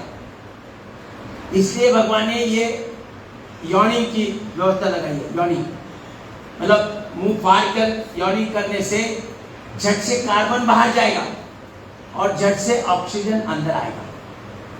इसीलिए ये व्यवस्था लगाई है। मतलब हमारे शरीर में जो कोमल अंग है ऑक्सीजन के अभाव से वो डैमेज ना हो, इसलिए झट से ऑक्सीजन कार्बन बाहर जाए और ऑक्सीजन अंदर आए। नाक से कब लेगा तब वो नहीं ले रहा है तो इसीलिए तो गड़बड़ हो गई। तो इसलिए मुंह के अंदर जमाई की भावना दी है, वहां क्रुंकल नाम का उपप्राण काम करता है। तो ये सुरक्षा कवच है। फिर आता है कूर्म। कूर्म हमें खुजाने की भावना देता है, ऐसे ऐसे खुजाते हैं तो ये खुजाने भी ये सुरक्षा कवच है। अभी लोग बोलते हैं कि ये खुजाने वाली सुरक्षा कवच कैसे, हम तो खुजा कर परेशान है ना। तो हमारी हीमोग्लोबिन क्या कर रहा है, ऑक्सीजन दे रहा है। कहाँ से दे रहा है, लंग्स और स्किन से दे रहा है। वैसे ही एक एक सेल के अंदर 37 ट्रिलियन सेल के अंदर कार्य चल रहा है कि नहीं, कार्य चल रहा है तो वहां कार्बन निर्माण हो रहा है। ये कार्बन वहां से एक एक सेल से उठाकर जहां से ऑक्सीजन लिया वही दो जगह पर लाके छोड़ने का काम भी हीमोग्लोबिन का है। तो ये हीमोग्लोबिन ये कार्बन जो है ना ये स्किन के द्वारा पसीने के द्वारा बाहर छोड़ता है। तो यहाँ से ये पसीने की दुर्गंध आती है, सुगंध आती है। इसीलिए तो दुर्गंध आती है ना कि शरीर की शुद्धि हो रही है। शरीर का शुद्धि कार्य स्किन के छिद्र द्वारा हो रहा है। वो हीमोग्लोबिन वहां पर कार्बन छोड़ रहा है, वहां पर कार्बन छोड़ रहा है। तो ये काम निरंतर चल रहा है। अभी कभी क्या होता है कि ये छिद्र बंद हो जाते हैं किसी कारणवश, दवा की साइड इफेक्ट या खान पान में कोई ये छिद्र बंद हो गया तो क्या होगा, ये शुद्धि कार्य में अवरोध आएगा। एक तो शरीर का ये तो आएगा, ये कार्बन लेके आएगी हीमोग्लोबिन, लेकिन स्किन के नीचे ही जमा होगा, बाहर आएगा ही नहीं क्योंकि छिद्र बंद है। तो होगा क्या, एक तो कुछ समय तक कार्य चलेगा, बाद में बंद होगा। इतना जगह नहीं है ना यहाँ पर, कार्बन ला कहाँ रखेंगे और बाहर नहीं जा रहा है। तो यहाँ स्किन एक तक कड़क होगी, स्किन का कलर बदली होगा और स्किन के अनेक प्रकार के बीमारी हो जाएगी, स्किन सोराइसिस जैसे। मतलब दो होंगे, एक तो शुद्धि कार्य में अवरोध आएगा और दूसरा स्किन के रोग निर्माण होंगे। तो इसलिए भगवान ने हमें खुजाने की भावना दी है कि भाई जहाँ भी ऐसा ये कौन सा कूर्म नाम का जो उपप्राण है वो खुजाने की भावना देते हैं। ये खुजाने से छिद्र खुल जाएगी और कार्य अपना चलता रहेगा, है ना। तो ये सुरक्षा कवच हो गए कि नहीं, शुद्धि कार्य और स्किन का प्रोटेक्शन, ये कार्य भगवान के द्वारा ये कूर्म नाम का उपप्राण देकर कार्य होगा। और फिर आता है धनंजय। ये धनंजय जो है ये हमारे हार्ट और लंग और ये पेट, इसके बीच में एक पटल है, ऐसा पटल है। वो पटल जो है ना वो ऐसा निरंतर उसका मूवमेंट हो रहा है। ऐसा मूवमेंट होता है तो लंग्स को खींचा जाता है और नाक से हवा अंदर आ जाती है। ऐसा होगा तो लंग्स को दबाया जाएगा और हवा नाक से बाहर जाती है। तो ये कार्य निरंतर एक लयबद्ध पद्धति से रखने का कार्य धनंजय। उसमें कुछ भी बिगाड़ होता है तो हमें हिचकी आती है, हिचकी आती है ना। हम बोलते कि कोई याद कर रहा है, याद भगवान स्वयं कर रहा है कि भाई बेटा ये जो गड़बड़ हो रही है इसमें उसको ठीक कर रहा हूँ मैं, किसी को याद नहीं कर रहा, है ना। तो ये हिचकी देकर वो ठीक होता है। ये इसकी जो लयबद्धता है वो मेंटेन की जाती है, तब हमारा श्वसन तंत्र जो सही प्रकार से चलता है। तो हो गया ना प्रोटेक्शन पूरा। तो ये भगवान का कार्य है। भगवान के कार्य में हमने अवरोध नहीं करना है, बराबर। लेकिन ये भी ध्यान रखो कि दिन रात गुजारा है, खून बह रहे, परिवार वाले बोल रहे कुछ डॉक्टर के पास जाकर उपाय क्यों नहीं करता है? नहीं, पोपटराव ने बोला ये भगवान का कार्य है, सुरक्षा का काम चल रहा है, उसमें अवरोध नहीं करना। भाई ऐसा नहीं है, जब ज्यादा होगा तो कुछ न कुछ और ज्यादा बिगाड़ है, इसलिए उपचार करना ही है, ध्यान में रखो। नहीं तो ऐसा नहीं कि दिन रात जमाई दे रहा है, दिन रात हिचकी दे रहा है, चल रहा है भगवान का काम, ऐसा मत करो। ज्यादा कुछ होता है तो डॉक्टर से इलाज लेना जरूरी है। सुरक्षा कवच एक मर्यादा था, वो मर्यादा छोड़ के अगर सुरक्षा कवच कुछ ज्यादा ही काम कर रहा है तो क्या कर रहा है? उपचार करते हैं, ध्यान रखो। तो समझ में आया? प्राण अपान उदान समान ज्ञान देवदत्त नाग कूर्म गणन, ये 5 प्राण हमारे सबल होते हैं और उससे बैलेंस भी होता है, कम ज्यादा भी नहीं होना चाहिए, है ना? तो हमारा शरीर 5 तत्वों से बना है, पृथ्वी आप तेज वायु आकाश, सबको पता है ना? सब चीजें जो भी बनी है 5 तत्वों से बनी है, पृथ्वी आप तेज वायु आकाश। वो स्ट्रांग भी होने चाहिए और बैलेंस भी होना चाहिए, स्ट्रांग भी होने चाहिए, अनबैलेंस भी होने चाहिए। कहीं भी चीज अगर बनती है तो उसमें इम्बैलेंस होगा ये 5 तत्वों में, तो भी नहीं बनेगी। आपने 1 किलो आटा लिया, 5 किलो पानी डाला, रोटी बनेगी? 5 किलो पानी लिया, 1 किलो आटा डाला तो रोटी बनेगी? नहीं। मैंने बैलेंस चाहिए उसमें, बैलेंस। तो ऐसे हमारे शरीर में ये प्राण, पृथ्वी आप तेज वायु आकाश, उनका बैलेंस चाहिए,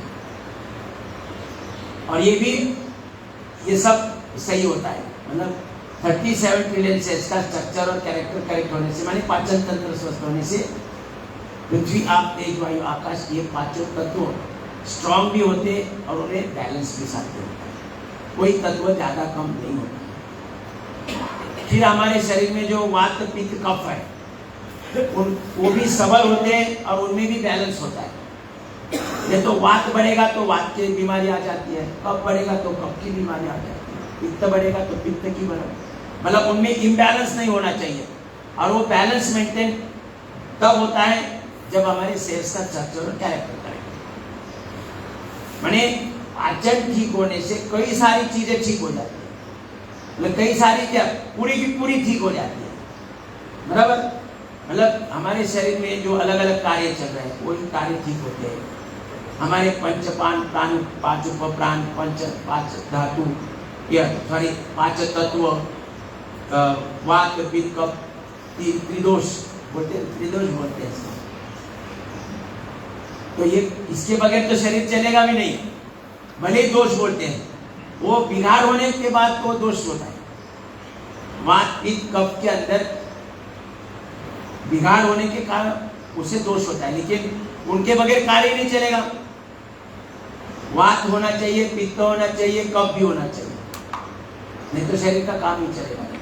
तो ये ठीक हो रहा है। फिर हमारे सप्त धातु ये भी सबल होते हैं और बैलेंस होते हैं। रस रक्त मांस मेद अस्थि मज्जा शुक्र, ये सप्त धातु है। रस रक्त मांस मेद अस्थि मज्जा शुक्र, ये सप्त धातु भी सबल होते हैं और उनमें भी बैलेंस साध्य होता है। कब होता है? पाचन ठीक होने से। बोला थोड़ा वो रिलेट करने का ध्यान में रखो कि ये सब कुछ जो मैं बोल रहा हूँ वो कब हो रहा है? जब पाचन ठीक हो रहा है, ब्लड सर्कुलेशन सही हो रहा है। कितना सिंपल है देखो, नहीं तो हर एक के लिए अलग अलग इलाज है, अलग अलग डॉक्टर है, अलग अलग दवा है। हमारे पास तो ये भगवान ने एक ही दवा दी है, पाचन को ठीक रखो, और कोई दवा देने की आवश्यकता नहीं। अंदर पूरी दवा की फैक्ट्री है और उसमें 19-20 भी नहीं है, परफेक्ट दवा बनती है। तो ये हमारे माइंड में फिट होना चाहिए कि बाहर से लेने की आवश्यकता ही नहीं है। पूरी व्यवस्था अपने शरीर के अंदर ही है, बस उसे लाभ लेना है और अपना जीवन सफल और संपन्न बनाना है। तो हमारा पाचन ठीक रखना सब। फिर आप अकेली कपालभाति से भी रख सकते हैं, मैंने शुरू में 2-4 वर्ष तो कपालभाति किया, तो भी 37 ट्रिलियन सेल्स का स्ट्रक्चर और कैरेक्टर करेक्ट हो गया। मैंने ब्लड सर्कुलेशन, पाचन भी ठीक हुआ, ब्लड सर्कुलेशन भी ठीक हुआ, क्योंकि सर्कुलेट करने वाली भी 37 ट्रिलियन सेल्स में ही है ना। तो उस और अलग किया ही नहीं है। इसलिए मैं हर बार बोलता हूँ, मैं स्टैम्प पेपर पर लिख के देता हूँ, आप अगर घंटों कपालभाति करेंगे, घंटों अनुलोम विलोम करेंगे, तो हमारे शरीर में कोई बिगाड़ नहीं होगा। अगर बिगाड़ है तो रहेगा ही नहीं, टिकेगा ही नहीं। लेकिन ये विश्वास अपने अंदर होना चाहिए। नहीं तो थोड़ा कुट्टा होता है तो तुरंत डॉक्टर के पास लेके जाते हैं, दौड़ते हैं, है ना, दौड़ते डॉक्टर के पास जाने के लिए। डॉक्टर को सब पता रहता है क्या बिगड़ा हुआ है, तो बराबर दवा देता है वो डॉक्टर। ऐसी ये चीज है, एक बार आप दवाखाने में गए कि आपको वापस बुलाने की आवश्यकता नहीं पड़ती, वो अपने आप चला जाता है। कि अभी जो डोज दिया उसके कुछ साइड इफेक्ट हुए, वो पहले वाला तो ठीक हुआ, लेकिन दूसरे साइड इफेक्ट से और कुछ होने लगा, फिर डॉक्टर के पास जाएंगे। बोला ये सब तो होता है, कभी आजकल जरा वायरल है, वो समझा देता है आपको और फिर गोली देता है। फिर वो जो जिसके लिए गए थे वो तो ठीक हो गए, लेकिन उसके साइड इफेक्ट से और कुछ गड़बड़ हो गई, फिर डॉक्टर के पास जाएंगे। मतलब आपको ये गन्ने का जूस निकालने का मशीन देखा है ना, चरखा देखा है ना, उसको एक ही बार वो सेड़ा लगाया, फिर वो आराम से खड़ा हो जाता है, वो अपने आप चला जाता है। ऐसा ये हमारा, एक बार डॉक्टर के पास गया, फिर आपको बुलाने की दबाने की जरूरत नहीं है, वो अपने आप चला जाता है। बार बार जीवन भर उस उनका गुलाम बन गया, परमानेंट किया। अगर वैसा नहीं होना है तो अपना पाचन ठीक रखो, बस कपालभाति से पाचन ठीक रहता है। इसीलिए तो मैं रोज 10,000 कपालभाति करता हूँ और 1-2 घंटा अनुलोम विलोम करता हूँ। आप बोलेंगे 1-2 घंटा समय कैसे मिलता है? अभी आते आते 1 घंटा हो गया मेरा अनुलोम विलोम। एक हाथ में स्टेरिंग था, एक हाथ में अनुलोम विलोम कर रहा है। ट्रैफिक नहीं रहता है तो रोड तो खुला रहता है। पहले तो चश्मा लगता था, अभी चश्मा नहीं लगता है, तो अंधेरे में भी बराबर चलती है गाड़ी। ये पूरा भगवान का खाना, गाड़ी इधर उधर नहीं जाती है, बराबर चलती है। अनुलोम विलोम चालू है, अभी जाते समय भी अनुलोम विलोम करेगा। तो लोग बोलते समय नहीं मिलता है, मैं बहनें बोलती है कि हमें तो 2 घंटा ये खाना बनाने का काम करना पड़ता है। तो किचन प्लेटफॉर्म पर करो कपालभाति। किचन प्लेटफॉर्म पर जब आप काम कर रहे हैं तो कपालभाति करते करते करो। थोड़ा 1 मिनट में 60 स्ट्रोक की जगह 40 होगी, करो, फायदा ही होगा। तो आप बहुत सारे मुंबई में मैं पूरा गुलाब से डालू कर्जत कसारा वरन तक घूमता हूँ। अभी महिलाएं बोल रही है गुरुजी अभी तो घंटों कपालभाति होता है, समय ही समय हमारे पास है ना। कुछ भी काम करते, सुबह खाना थोड़ी खाया तो कपालभाति करो खाली पेट, और दिन भर जब भी समय है अनुलोम विलोम करो दिन भर।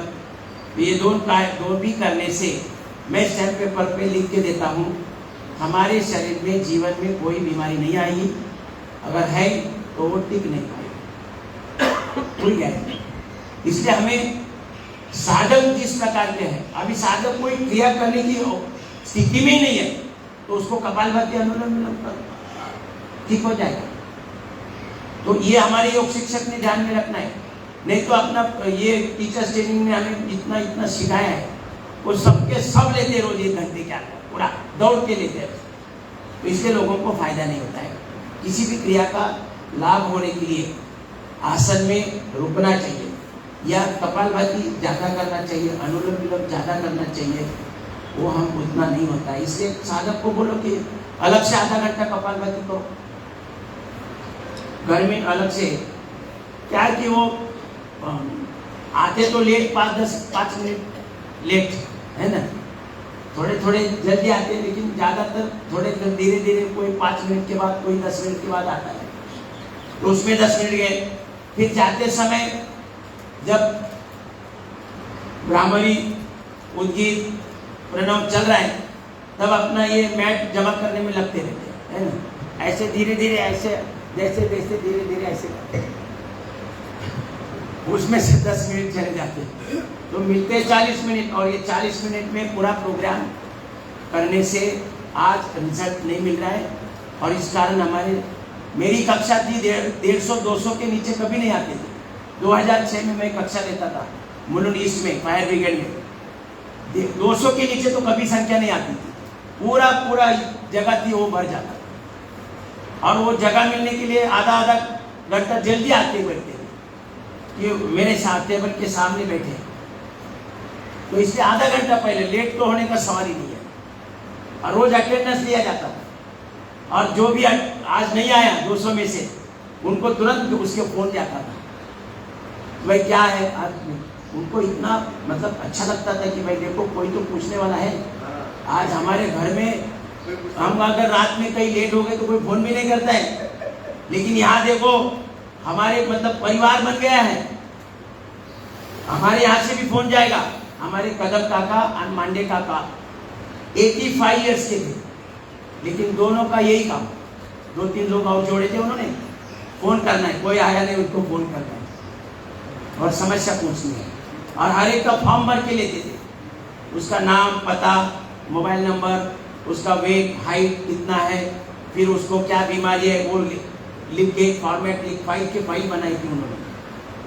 और फिर उनको पूछते रहेंगे, आपको 1 महीना 2 महीने के बाद उनका डेट रहता है एडमिशन का डेट, तो सबको पूछेंगे आपको क्या फर्क आया क्या, ऐसा पूछते थे।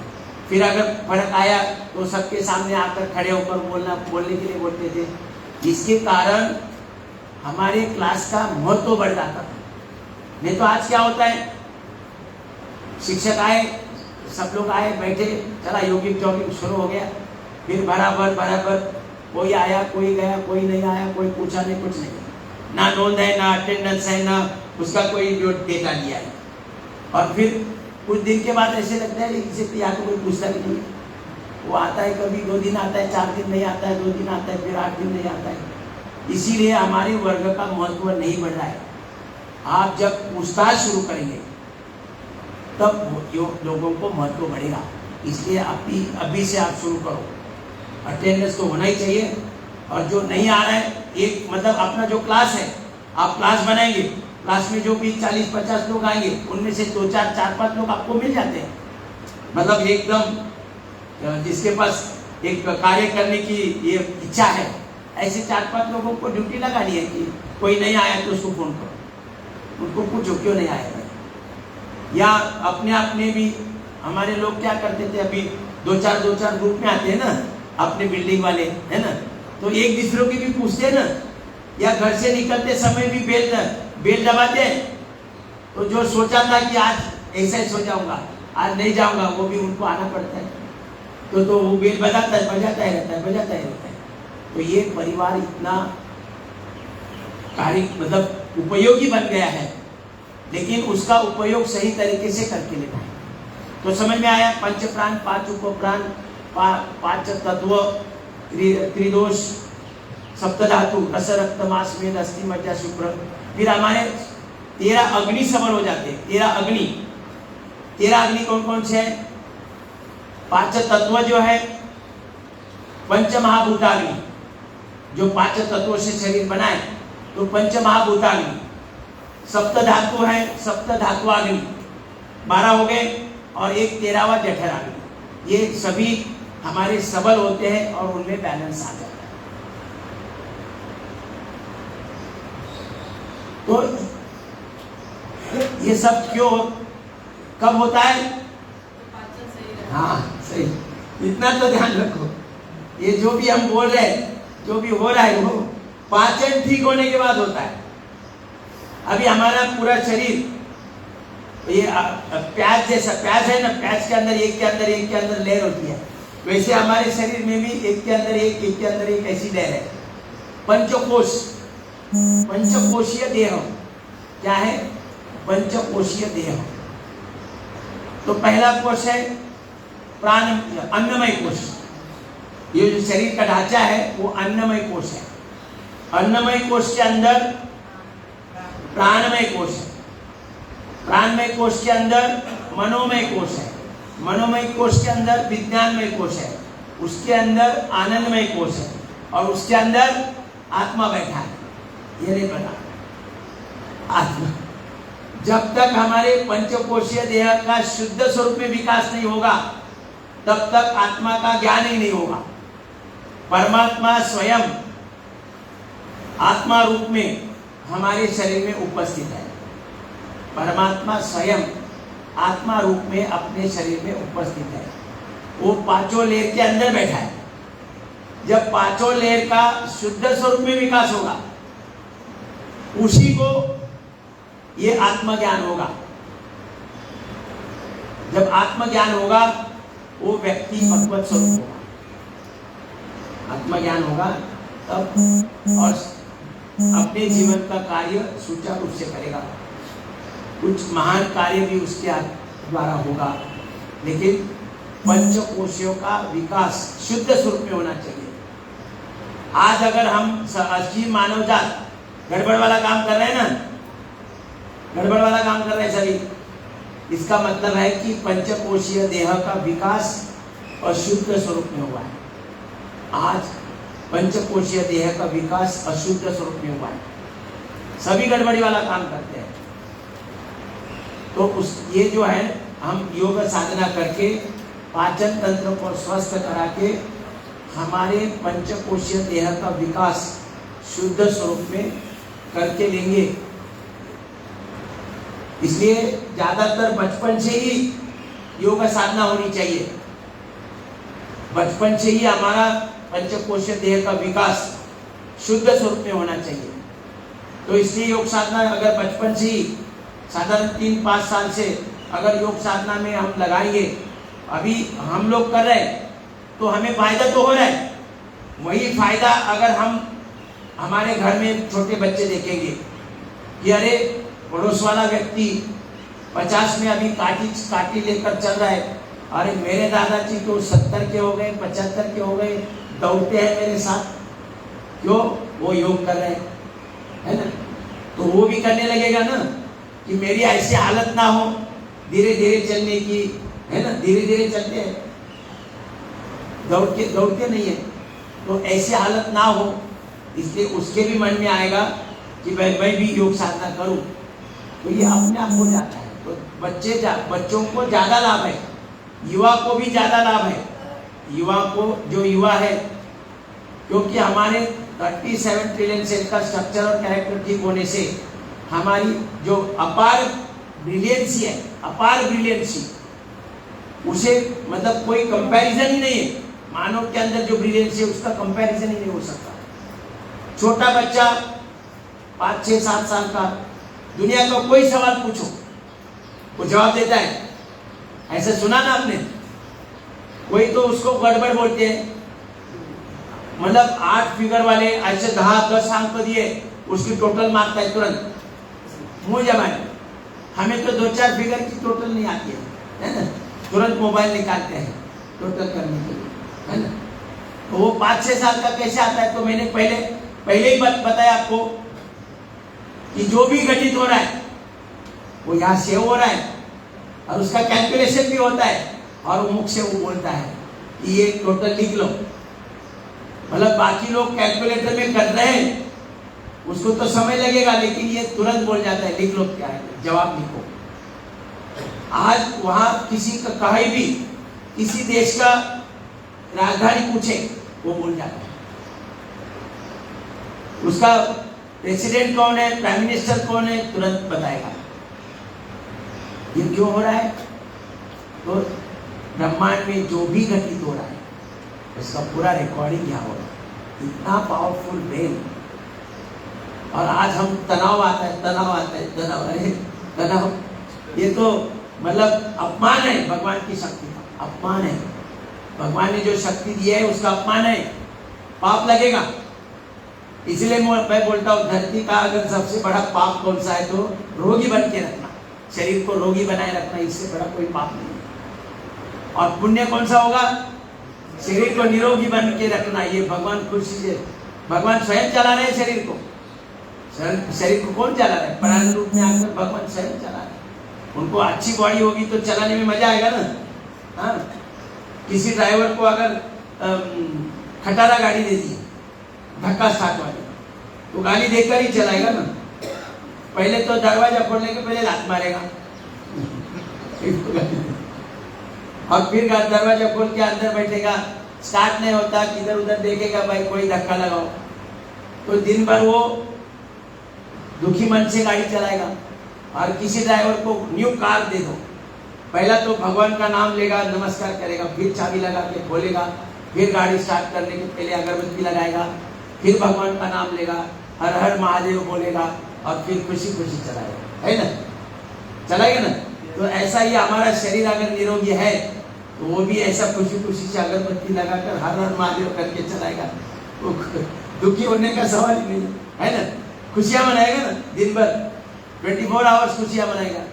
तो भगवान को अगर खुश करना है तो फिर ये फूल पत्ते अगरबत्ती गुलाल नारियल वगैरह कुछ नहीं चाहिए, वो सब उसी का है। हम तो चीटिंग कर रहे हैं कि भाई ये मैं आपको 11 नारियल चढ़ा, है ना, मैं मेरा बेटा पास हो जाए तो आपको 11 नारियल चढ़ाऊं, है ना, तो ये तो चीटिंग है। उसको उनको कुछ नहीं चाहिए, वो सब उसी का है, हम ही चीटिंग कर रहे हैं। उनको खाली भगवान भाव का भूखेला है, भाव चाहिए अपने अंदर। उनके हर बेटे के साथ, हर मतलब अपत्य के साथ, संतान के साथ आपका प्रेम भाव होना चाहिए। आपका क्या होना चाहिए? प्रेम भाव, प्रीति भाव होना चाहिए, द्वेष भाव नहीं होना चाहिए। भले ही सांप है लेकिन उसके प्रति प्रेम भाव होना चाहिए। आप बोलेंगे तो ये तो काटता है, फिर भी उसके बाद, अरे भाई वो ओरिजिनल बनावट किसे? भगवान जो भी बनाता है पवित्र बनाता है। तो हर जीव अभी मानव है, कोई आपको तकलीफ दे रहा है लेकिन बनाया तो भगवान ने, तो ओरिजिनली वो पवित्र है। लेकिन आपने कोई गड़बड़ वाला काम किया है, गलत कर्म किया है, भगवान ने उनको आदेश दिया है कि भाई इसको जरा तकलीफ दे दो, अभी वो क्या करेगा? उसको तो भगवान का आदेश है, वो आत्मा को परमात्मा ने आदेश दिया है, तो आत्मा उसी का की कार्य करता है। इसलिए उनके प्रति हमारा प्रेम भाव ही होना चाहिए। और वो कब होगा? जब आत्मदर्शन होगा। कब होगा? जब आत्मदर्शन होगा। आत्मदर्शन कब होगा? जब हमारे पंचकोशीय देह का शुद्ध स्वरूप में विकास होगा, जब हमारा पाचन ठीक होगा। समझ गए? तो अन्नमय कोश, अरे ये जो ढांचा है वो अन्नमय कोश है। तो अन्नमय कोश का सात्विक आहार जब होगा तब अन्नमय कोश का विकास शुद्ध स्वरूप में होगा। सात्विक आहार होना चाहिए। और ये सात्विक आहार माने केवल खाने पीने का आहार नहीं है। आहार तो आंखों से जो देख रहे हैं वो भी आहार है, कान से सुन रहे हैं वो भी आहार है ना? तो ये पूरा सात्विक होना चाहिए। आहार जब सात्विक होगा तब हमारा ये अन्नमय कोश का विकास शुद्ध स्वरूप में होगा। आहार सात्विक होना चाहिए। और असात्विक होगा तो वैसा ही अन्नमय कोश बनेगा, वो दादागिरी वाला, है ना। वो इसमें जिम में जाते हैं ना, तो बाहर आते हैं तो 2-4 बटन खोले ही जाते हैं ना। वो नहीं, ऐसे उनको लगता है कि किसी को ठोसा मारो। मैंने उनका ये जो अन्नमय कोश है वो अशुद्ध स्वरूप में विकास होता है। हाँ, वो प्राणायाम करेगा तो वो शुद्ध स्वरूप में होगा, सात्विक आहार रखेगा तो भी शुद्ध स्वरूप में होगा। देखने के लिए अभी हर शाम या वो कहीं काट छाट चल रही है, बकरे काट रहे, मुर्गी काट रहे, तो उसका ये देखने में क्या है, ये असात्विक नहीं है।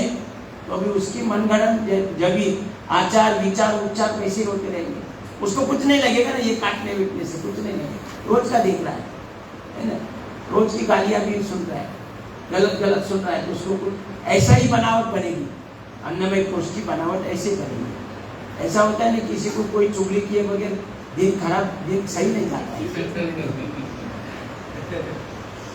तो अन्नमय कोश शुद्ध स्वरूप में विकास तब होगा जब सात्विक आहार।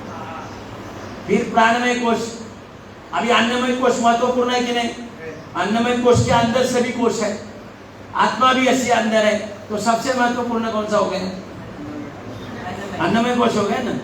लेकिन अभी प्राणमय कोश अन्नमय कोश को बनाता है। माँ के गर्भ में 2 बिंदु को इकट्ठा किसने लाया? माँ के गर्भ में प्राण ही काम कर रहा है। तो प्राण पहले आया कि हम पहले आए? प्राण पहले आया, तो प्राण ने हमें बनाया, तो महत्वपूर्ण कौन सा? देखो एक जगह अन्नमय कोश बोलेंगे, फिर प्राणमय कोश आगे, है ना? भी ठीक है, प्राणमय कोश महत्वपूर्ण है कि नहीं? फिर प्राणमय कोश आने से ही ये अन्नमय कोश चल पड़ेगा, अन्यथा धारा से भी होगा। मतलब महत्वपूर्ण है कि नहीं प्राणमय कोश? और ये हम जो योग साधना करके पाचन ठीक होगा तो हमारा ये 5 प्राण 5 उपप्राण सही होंगे। ये पंचकोशीय देह जो है उसमें क्या है? 5 प्राण है 5 उपप्राण, ये भी सबल होंगे, बरोबर? तो पंचकोशीय देह का विकास भी शुद्ध प्राणमय कोश का विकास भी शुद्ध स्वरूप में होगा, बरोबर? हम योग साधना कर रहे हैं तो ये जो प्राणमय कोश है उसका शुद्ध स्वरूप में विकास होगा, तो भी सही ढंग से कार्य होगा, बरोबर? अब उसके बाद है मनोमय कोश। अब मनोमय कोश का काम क्या है? विचार करके डिसीजन लेना और कार्य करने के लिए आरंभ करना। अभी आप देखो हमारा अन्नमय कोश है, प्राणमय कोश है, एकदम व्यवस्था बनी है, लेकिन विचार करके चलने का विचार ही नहीं किया तो कुछ होगा? बैठे रहो, अच्छा खासा शरीर है, अच्छा खासा प्राण है, लेकिन कुछ सोचा नहीं, है ना? कि भाई अभी 10वीं कक्षा हो गई, अभी कौन सी साइड में जाना है, उस साइड में जान के विचार कर करके एक निर्णय लिया कि भाई हम IT क्षेत्र में जाना है, तभी तो ये अन्नमय कोश और प्राणमय कोश क्रिया करेगा। तो यहाँ कौन सा महत्वपूर्ण हो गया? मनोमय कोश महत्वपूर्ण हो गया ना भाई। आगे विचार ही नहीं करेंगे, डिसीजन नहीं लेंगे, कुछ कार्य नहीं, कार्य करने का एक लक्ष्य ही न बनाएंगे तो बाकी का कोई फायदा ही नहीं है, भले ही अन्नमय कोश प्राणमय कोश है। तो यहाँ तो मनोमय कोश महत्वपूर्ण है। तो ये मतलब इनकी व्याप्ति बढ़ जाती है, उसको कोई मर्यादा ही नहीं। मनोमय कोश का विचार करना, संकल्प करना, इसके लिए अमर्याद है। आप कुछ भी संकल्प कर सकते हैं ना। अभी वो अपने मर्यादा में करना ना करना ये तो अपना अपना है, लेकिन बोल सकते हैं कि मैं अमेरिका का प्रेसिडेंट बन सकता हूँ, मुझे बनना है, एक दिन अमेरिका का प्रेसिडेंट बनना है, ध्येय निश्चित किया ना, या महाराष्ट्र का मुख्यमंत्री बनना है ना? कोई भी बन सकता है, लेकिन उसके लिए पूरा निश्चय चाहिए। तो विचार करके जब तक हम डिसीजन नहीं लेंगे तब तक ये अपने देह का कार्य शुरू नहीं होगा। इसलिए ये और इसके लिए अमर्याद है। मनोमय कोश की व्याप्ति अमर्याद है, उसमें कोई लिमिट ही नहीं है।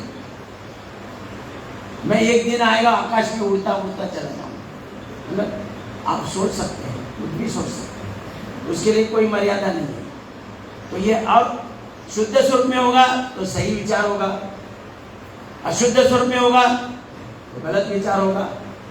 पड़ोसी के बच्चे, पड़ोसी ने अपने बेटे के लिए बाइक ले ली, अगर हम पड़ोसी है उसके, हमारा जब मनोमय कोश का विकास अशुद्ध स्वरूप में है तो घर में पता चला, बीबी ने बताया कि वो पड़ोसी वाला है ना, उन्होंने अपने बेटे के लिए बाइक लिया। हाँ, मुझे पता था ये कुछ ना कुछ गड़बड़ वाला काम किया उसने, इसकी औकात क्या है? ये बाइक ले सकता है क्या?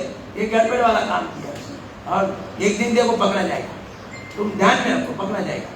ये अशुद्ध मनोमय कोश का विकास होने के कारण ऐसा है। अभी हमारा अगर शुद्ध स्वरूप में मनोमय कोश का विकास है तो क्या बोलेगा? बीबी ने बताया कि वो पड़ोसी ने बाइक, अरे वाह अच्छा हो गया। अभी अपने को भी कभी कभी लेट होगा ना तो स्टेशन तक लिफ्ट मिलेगी, अच्छा हो गया, है ना? मतलब ये शुद्ध मनोमय कोश, जब मैं छोटा सा उदाहरण बताया तो समझ गए ना कि मनोमय कोश का विकास अगर शुद्ध स्वरूप में होता है तो अच्छा विचार होगा, अशुद्ध में होगा तो गड़बड़ वाला काम, गड़बड़ वाला मन में आएगा ना विचार, एक दिन पकड़ा जाएगा। अरे पकड़ा जाए, तुमको लिफ्ट मिलेगी ना स्टेशन तक, जा जब वो साथ में नहीं आप निकले और वो निकला तो आप बोलेंगे कि भाई जरा मुझे लिफ्ट मिले, या तो वो भी बोलेगा।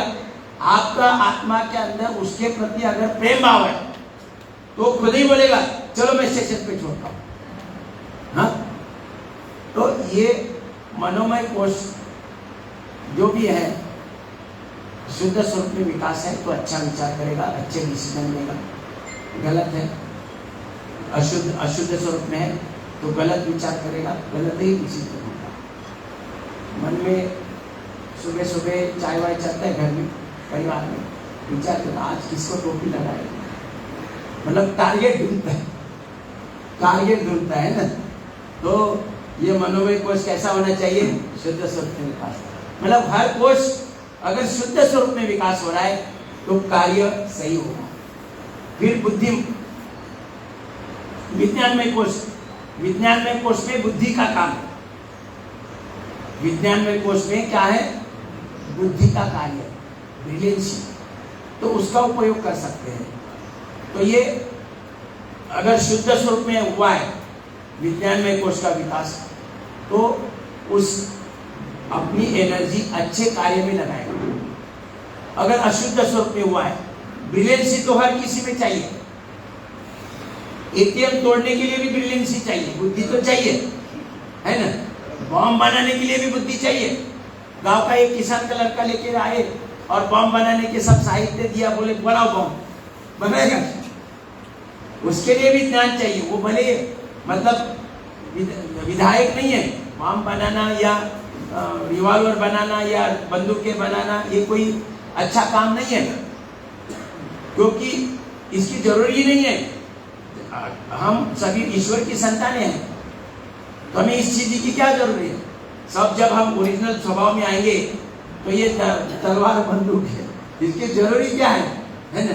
तो पुणे में आजकल कोयता ज्ञान घूम रहे हैं, है ना।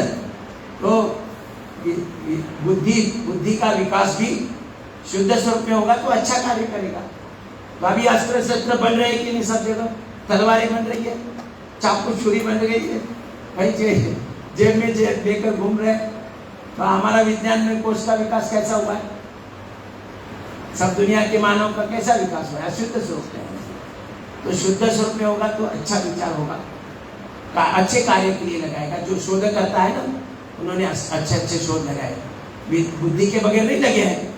बुद्धि मतलब तेज बुद्धि हो गई, सॉफ्टवेयर की फाइलें ओपन, ओरिजिनल सॉफ्टवेयर की फाइलें ओपन हो गई, ऐप एक्टिवेट हो गए। तो बुद्धिमत्ता का उपयोग करके उन्होंने एरोप्लेन का शोध लगाया, इंजन का शोध लगाया, बॉल पॉइंट का शोध लगाया, अनेक इलेक्ट्रिक बल्ब का शोध लगाया। ये सब बुद्धिमत्ता के बगैर हुआ क्या? तो ये विज्ञान अच्छे कार्य किए।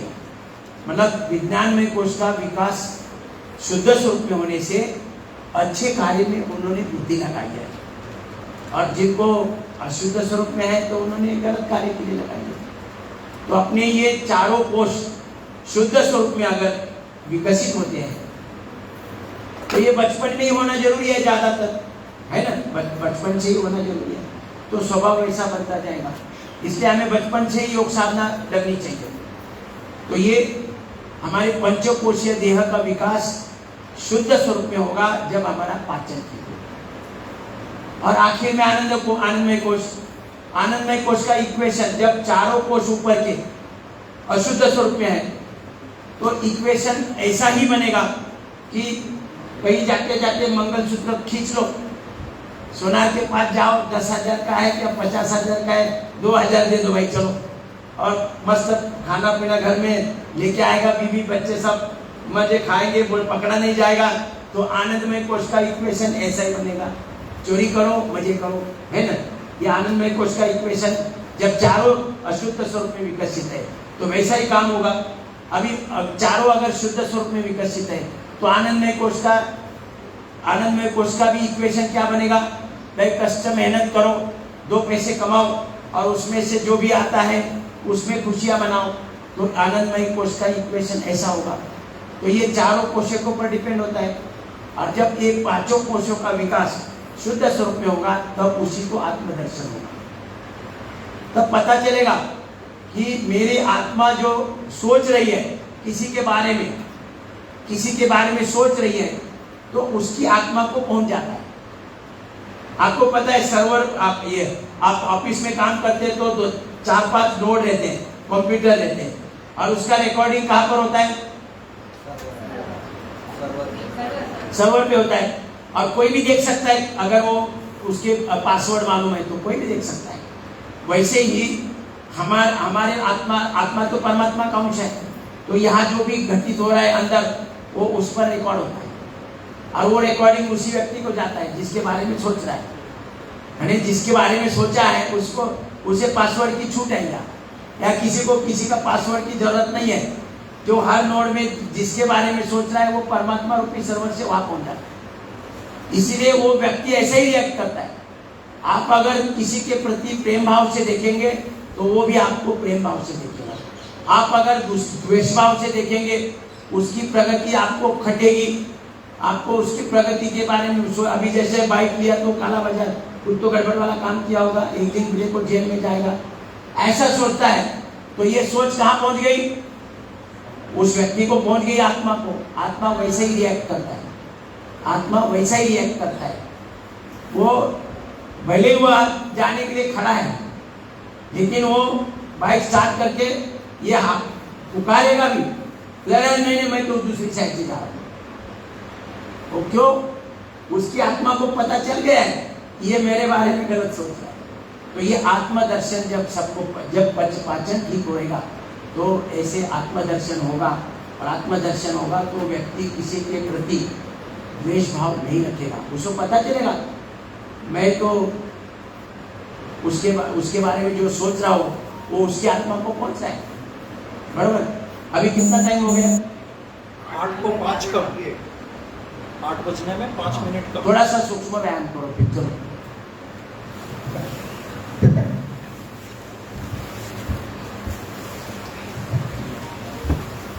थोड़ा, और ये वही विचार करो, नहीं तो विचार दूसरा चल रहा है घर में क्या क्या कम है वो जाते जाते लेके फायदा नहीं होगा। थोड़ा सा होगा, 5-10% फायदा होगा, लेकिन उसी का विचार करें कि मेरे जॉइंट्स फ्लेक्सिबल हो रहे हैं, शक्तिशाली हो रहे हैं, उनके अंदर चपलता आ रही है, तो वही होगा। भगवान अंदर ही बैठे हैं ना, तो वही देख रहे हैं कि आप क्या विचार कर रहे हैं। आप जो कोथिंबीर खत्म हो गए, वो कोथिंबीर कौन से इधर सस्ती मिलेगी, तो दोनों पंजे ऐसे मिलाकर गोल गोल करें, बहुत इफेक्ट करता है। आप ऐसा जब हमारा देखो, हम जो भी सोचेंगे वही होगा, हम जो भी सोचेंगे वही होगा। 100%, 101% पंजे आगे पीछे। लेकिन उसके लिए क्या चाहिए? पाचन ठीक होना चाहिए। नहीं तो गड़बड़ वाले सेल है तो गड़बड़ी करेंगे। ये जब हम सोचेंगे वही करेगा। कब? जब हमारा पाचन ठीक है, सेल का स्ट्रक्चर और कैरेक्टर ठीक होना चाहिए। अब उंगलियां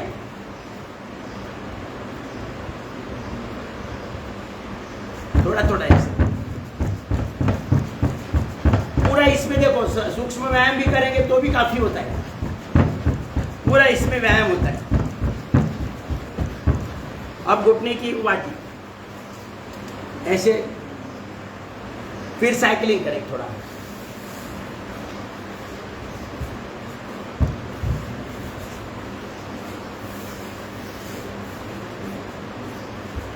अभी ज्वाइन के लिए थोड़ा थोड़ा कम, 10-15 बार एक एक क्रिया करनी है, 15 बार कम से कम, थोड़ा फास्ट करें।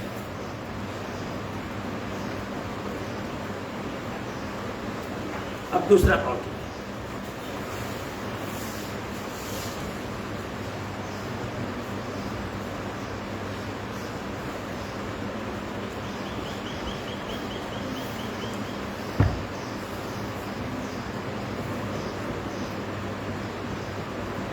थोड़ा झूला देंगे और थोड़ा ऐसा।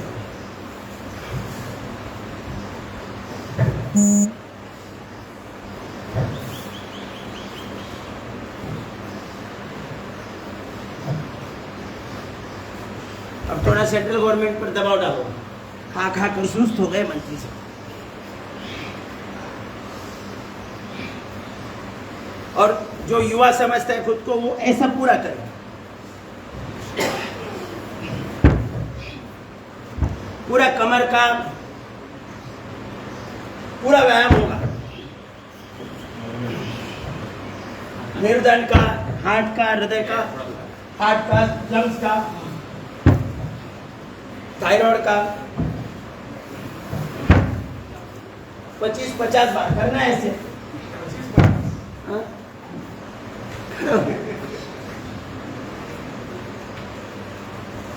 चलो,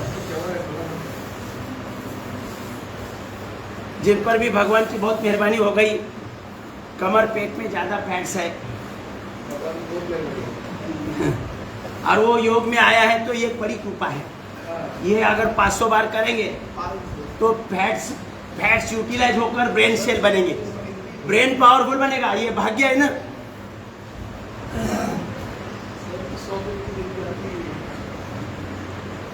चलो अभी बटरफ्लाई करें।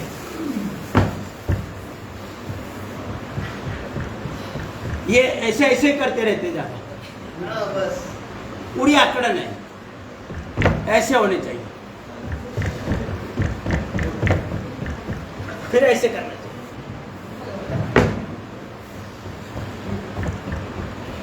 करो करो धीरे धीरे, पूरा मेरुदंड का व्यायाम हो रहा है, हार्ट का भी व्यायाम हो रहा है, लंग्स का भी व्यायाम हो रहा है और थायराइड का भी हो रहा है। अलग अलग क्रिया करने के लिए जरूरी नहीं, फिर इतना करने से नहीं तो वो दिखाते देखो। चलो अभी ऐसे उसके ऊपर ऐसे बैठ सकेंगे, है ना। ज्यादा प्रयास मत करो, इंजिस टूट जाएगी। और ऐसे उठा पाएंगे।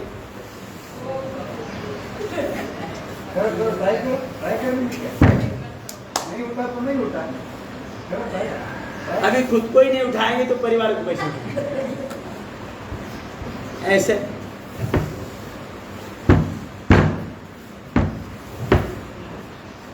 ये तो सोच रहे क्या ये उतार है ना। और फिर ऐसे खुद को उठाओ। ट्रेनर है तो टीचर के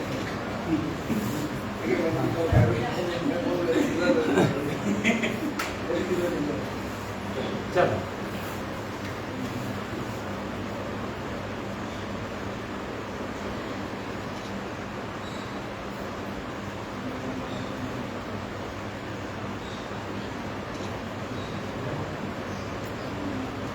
ये 10-15 बार करना है।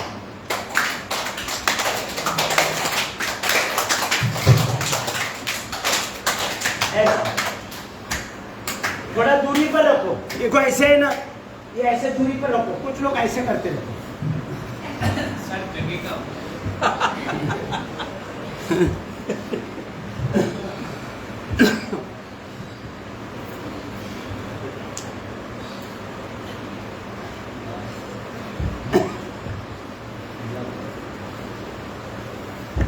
ये सब हमारा पाचन ठीक होने से सब कुछ ठीक होगा। किसी अलग अलग प्रॉब्लम की आवश्यकता नहीं। अभी मेरे दोनों घुटने गए थे, मैं खड़ा नहीं हो पाता था। अभी देखो मुझे खड़े होने की कोई समस्या नहीं। गुड। और आप लोग ये ऐसी वाली क्रिया करते हैं ना, ऐसी वाली, तो ऐसे ऐसे करते हैं, ऐसे होना चाहिए, ऐसे नीचे रहना, ऐसे उठना चाहिए।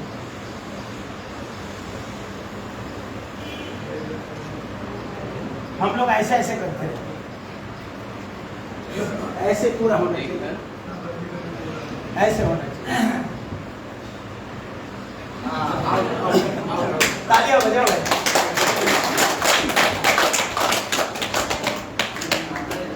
कर रहे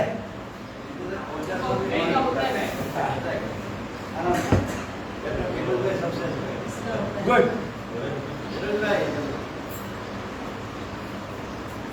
बहुत सुंदर, बहुत सुंदर, वेरी गुड।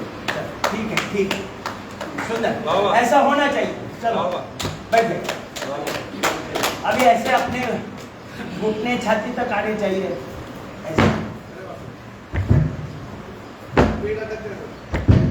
हाँ? मिनिस्टर बहुत खा खा कर सुस्त हो गए, है ना। चलो ठीक है। हाँ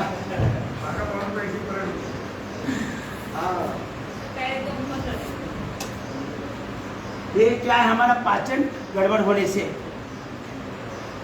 हमारे 37 ट्रिलियन सेल्स अपने कैरेक्टर में नहीं है, इसलिए सारे विश्व में गड़बड़ वाला काम होता है। धर्म के बारे में भी पता ही नहीं किसी को, बोलते सबका ये अलग धर्म, ये अलग धर्म, ये अलग धर्म। धर्म किसी का अलग हो ही नहीं सकता, धर्म किसी का अलग हो ही नहीं सकता। धर्म के बारे में पता ना होने के कारण बोलते ये धर्म का है, ये वो धर्म का है, वो धर्म का है।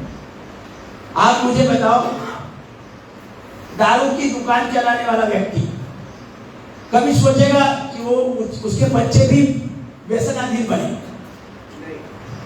सोचेगा कभी? तंबाकू बीड़ी सिगरेट का दुकान चलाने वाला व्यक्ति कभी मन में सोचेगा कि मेरे बच्चे भी इस प्रकार से बीड़ी सिगरेट पीते रहे? लेकिन वो दूसरे के बारे में सोच रहा है, तो उसका विचार कैसा होना चाहिए कि मेरे बच्चे अगर व्यसनाधीन ना बने, ऐसे मौली मेरी इच्छा है, तो वैसे दूसरे के भी बच्चे भी नहीं होने चाहिए। तो वो दारू भी व्यवसाय करेगा क्या? लेकिन उसके लिए उसका पाचन ठीक होना चाहिए, तब उसे पता चलेगा। तो ये धर्म है, उसको मानव धर्म बोला जाता है। कौन सा? मानव धर्म। ये यहाँ के पिता को ऐसा लगता है, अमेरिका के पिता को ऐसा नहीं लगेगा, ऐसा ही लगेगा। माने धर्म कभी बदली होगा क्या? सबका धर्म एक ही है और वो शाश्वत है। क्या है? शाश्वत। माने व्यक्ति परत्वे, काल परत्वे, देश परत्वे बदली नहीं होता है, बरोबर? माने शाश्वत है, कभी भी अलग अलग धर्म नहीं हो सकता है कि मेरे घर में मेरे बीवी बच्चे के बारे में किसी ने आंख उठाकर नहीं देखना चाहिए, तो वैसा ही उनका भी धर्म है कि दूसरे के भी जब बाहर चले तब दूसरे के भी बीवी बच्चे की तरफ गलत दृष्टि से ना देखे। तो ये क्या हो गया? धर्म, मानव धर्म। तो ये मानव धर्म कहीं बदली हो सकता है? एक व्यक्ति का एक धर्म है, दूसरे व्यक्ति का दूसरा धर्म, ऐसा नहीं हो सकता है। ये शाश्वत है, और शाश्वत को ही बोलते सनातन। उसको क्या बोलते? सनातन। तो सभी विश्व कैसा है? सनातन। सनातन धर्म क्या है? मानव धर्म क्या है? लेकिन किसी को पता नहीं। सब बोलता है ये जाति का है, वो जाति, ये धर्म का है, वो धर्म का है, हमारा धर्म अलग है, इनका धर्म अलग है। वो धर्म नहीं, दुकान है। ये पंथ है, मतलब जीवन जीने का अलग अलग व्यक्तियों ने अपना अपना नेतृत्व टिकाने के लिए एक अलग अलग व्यवस्था बनाई है, और वो अपनी व्यवस्था अच्छी ऐसा बोलते हैं। ये इनके क्या, ये चाली रीति सब बेकार है। मग गुजराती के अलग है, मराठी के अलग है, बंगाली के अलग है, यहाँ साउथ वाले के अलग है। तो ये जीवन जीने के अलग अलग रास्ते हैं। धर्म नहीं बोला जाता। धर्म एक ही है, मानव धर्म, सनातन धर्म, वो जो शाश्वत है, वो कभी बदली नहीं होगा। मतलब अभी जो धर्म है वही 100 साल के बाद भी वही रहेगा। वहां क्या ऐसा विचार होगा कि दारू बेचने वाला सोचेगा कि मेरे बच्चे भी बेवड़े बने, कुछ हरकत नहीं, ऐसा सोचेगा? तो ये शाश्वत है, सनातन है। तो धर्म एक ही है, धर्म अलग अलग है ही नहीं। समझ में आए? लेकिन ये कब होगा? जब हमारा पाचन ठीक होगा। ये सोच कब बनेगी? जब हमारा पाचन ठीक होगा। ये पाचन ठीक होने से हमारे जो बॉडी सेल्स हैं वो अपने भगवत स्वभाव में आ जाएगी, भगवत स्वभाव में आएगी।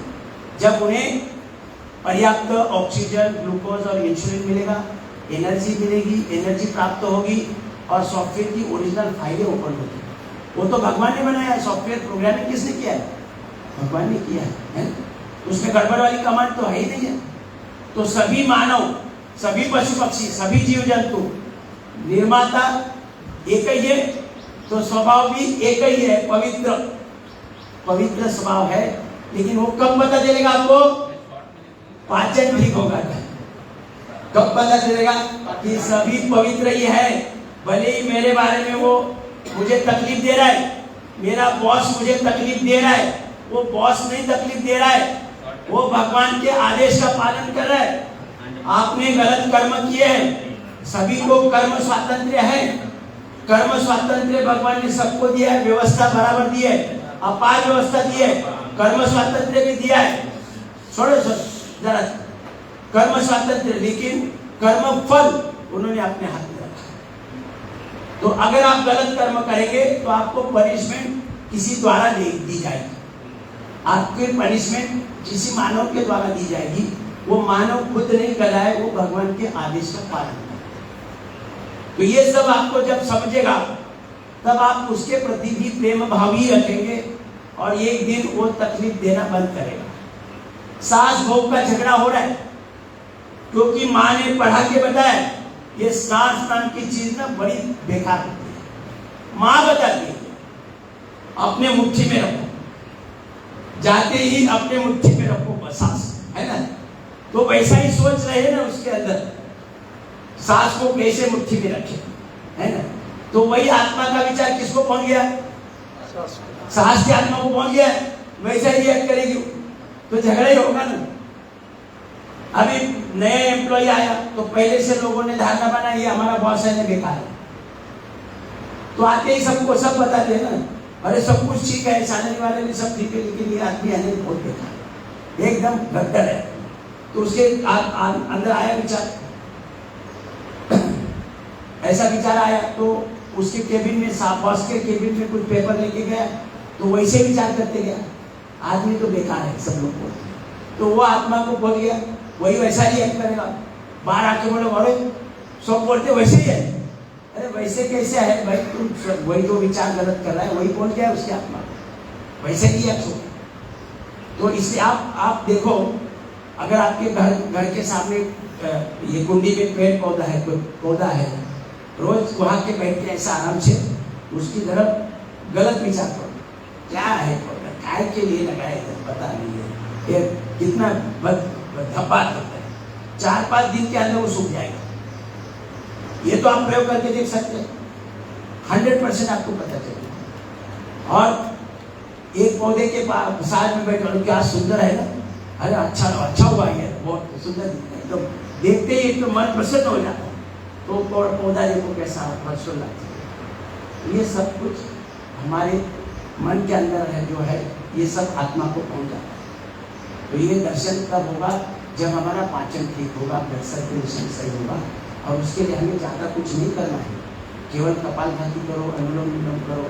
कपालभाति से अपना पाचन ठीक होगा, अनुलोम विलोम से सर्कुलेशन ठीक होगा। तो घंटों घंटों करना चाहिए मात्र। आपको मैं बताता हूँ, पैरालिसिस हुआ पेशेंट, अगर पैरालिसिस हुआ है और तुरंत उसको कोई बोला कि आप अनुलोम विलोम दिन रात करो, 7वें दिन में ठीक हो जाता है। कहीं दौड़ाओ मत, 7वें दिन में ठीक हो जाता है, समझ गए। इतनी व्यवस्था भगवान ने लगाई है, इतनी व्यवस्था, सुंदर व्यवस्था भगवान ने अपने शरीर में लगाई है, उसका फायदा उठाया है। और इसीलिए ये योग साधना परम पूज्य गुरुदेव जी ने उसका प्रचार प्रसार का बीड़ा उठाया है। तो भगवान ने स्वयं उनके माध्यम से अवतार दिया है, और जो भी वो करना चाहते हैं वही होता है। अड़चने आ जाती है, हमारे जीवन में भी अड़चने आएगी, उसका सॉल्यूशन भी चिप द्वारा डाल दिया भगवान ने। भगवान को सबसे पहले से पता है ये इतना 40 साल का होगा और एक ऊंचाई के स्तर पर होगा, तो कौन अवरोध करेगा, वो भगवान को पता है। उसके लिए उसे काट का भी प्रोग्राम बना के रखा है, इसमें बना के रखा है प्रोग्राम, चिप डाल के रखी है, सब कुछ व्यवस्था है। बस हमें योग साधना से हमारी व्यवस्था को एक्टिवेट करना है। कितना सिंपल है। हमें जो भी चाहिए, हमें जीवन में जो भी हम प्राप्त करना चाहते हैं, उसके लिए जितनी शक्ति, गुणवत्ता, बुद्धिमत्ता, प्रेम भाव, सहनशीलता भाव चाहिए, उसे लाखों गुना ज्यादा शक्ति दिया है, लाखों गुना। हम खाली यूटिलाइज करना है, हम खाली यूटिलाइज करना है। तो सहनशीलता, प्रेम भाव होना चाहिए, सहनशीलता भाव होना चाहिए। केवल कोई गाली दे रहा है करके हम एक्साइट हो जाए और उसको भी मारने के लिए उठे, तो फायदा कुछ नहीं है। भगवान बुद्ध देखो एक पेड़ के नीचे बैठे थे, एक आदमी आया गांव के लोगों को बिगड़ा रहा है तो उसको गालियां देता रहा 1 घंटा। बाद में परेशान हो गया, बोला आपको कुछ सुनाई दिया? भगवान बुद्ध बोले भाई तेरे पास एक चीज है, तू मुझे देना चाहता है लेकिन मेरे काम की नहीं है, मैंने नहीं ली, किसके पास रही? बोला मेरे पास ही रही। अब ये तुम जो 1 घंटा दे रहा था मुझे कोई काम की नहीं है तो मैंने ली नहीं, किसके पास रही? तो शर्मिंदा होकर उसको भगवान बुद्ध के पाँव पकड़े। तो सहनशीलता से हम किसी को भी बदल कर सकते हैं, किसी के अंदर भी बदलाव कर सकते हैं। और वो उनका फैन बन गया, भगवान बुद्ध का फैन बन गया। तो सहनशील भाव, प्रेम भाव, ये सब हमारे ये पंचकोशीय देह का शुद्धिकरण, उसके लिए क्लास भी चलाते लोग, पंचकोशीय शुद्धि क्रिया वर्ग चलाते हैं, है ना। तो इसके बाद अभी हमारा आखिरी पड़ाव जो है अष्टचक्र। अष्टचक्र जो है अभी मूलाधार, स्वादिष्ठान, मणिपुर, अनाहत, विशुद्धि, आज्ञा, बिंदु, सहस्त्रार।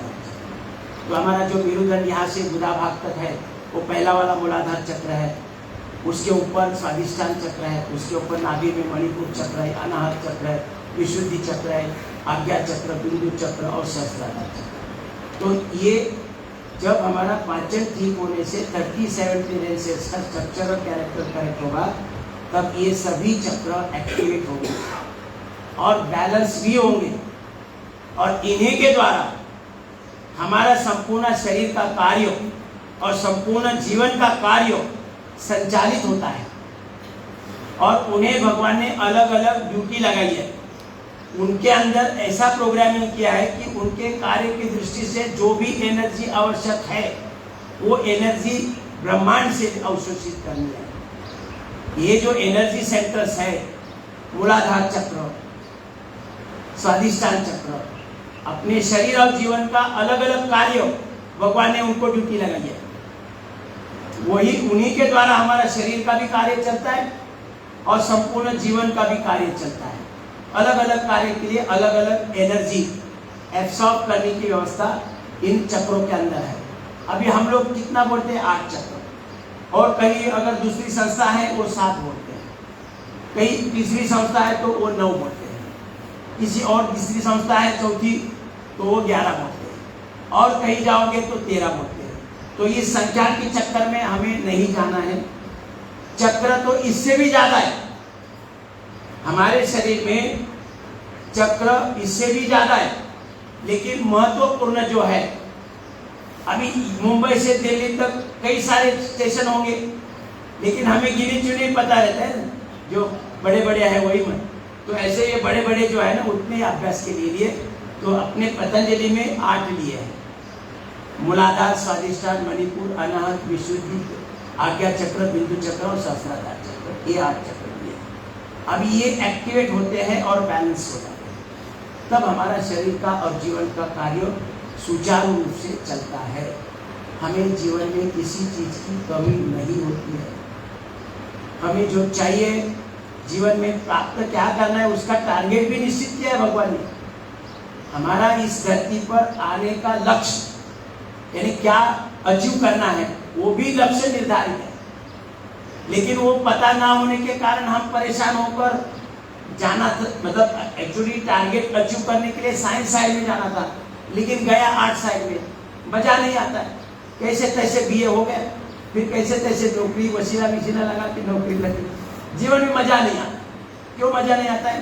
कि उसके शरीर की जो व्यवस्था है, स्ट्रक्चर जिस कार्य के लिए बना है उस कार्य का पता ना होने के कारण दूसरा कार्य कर रहा है। और जिसको भी पता हो गया वो पहले से ही शुरू करता है, मतलब बचपन से ही वही करता है, तोड़ मोड़ जोड़ तोड़ करने का शुरुआत करता है। तो वो उसका वो क्यों करता है?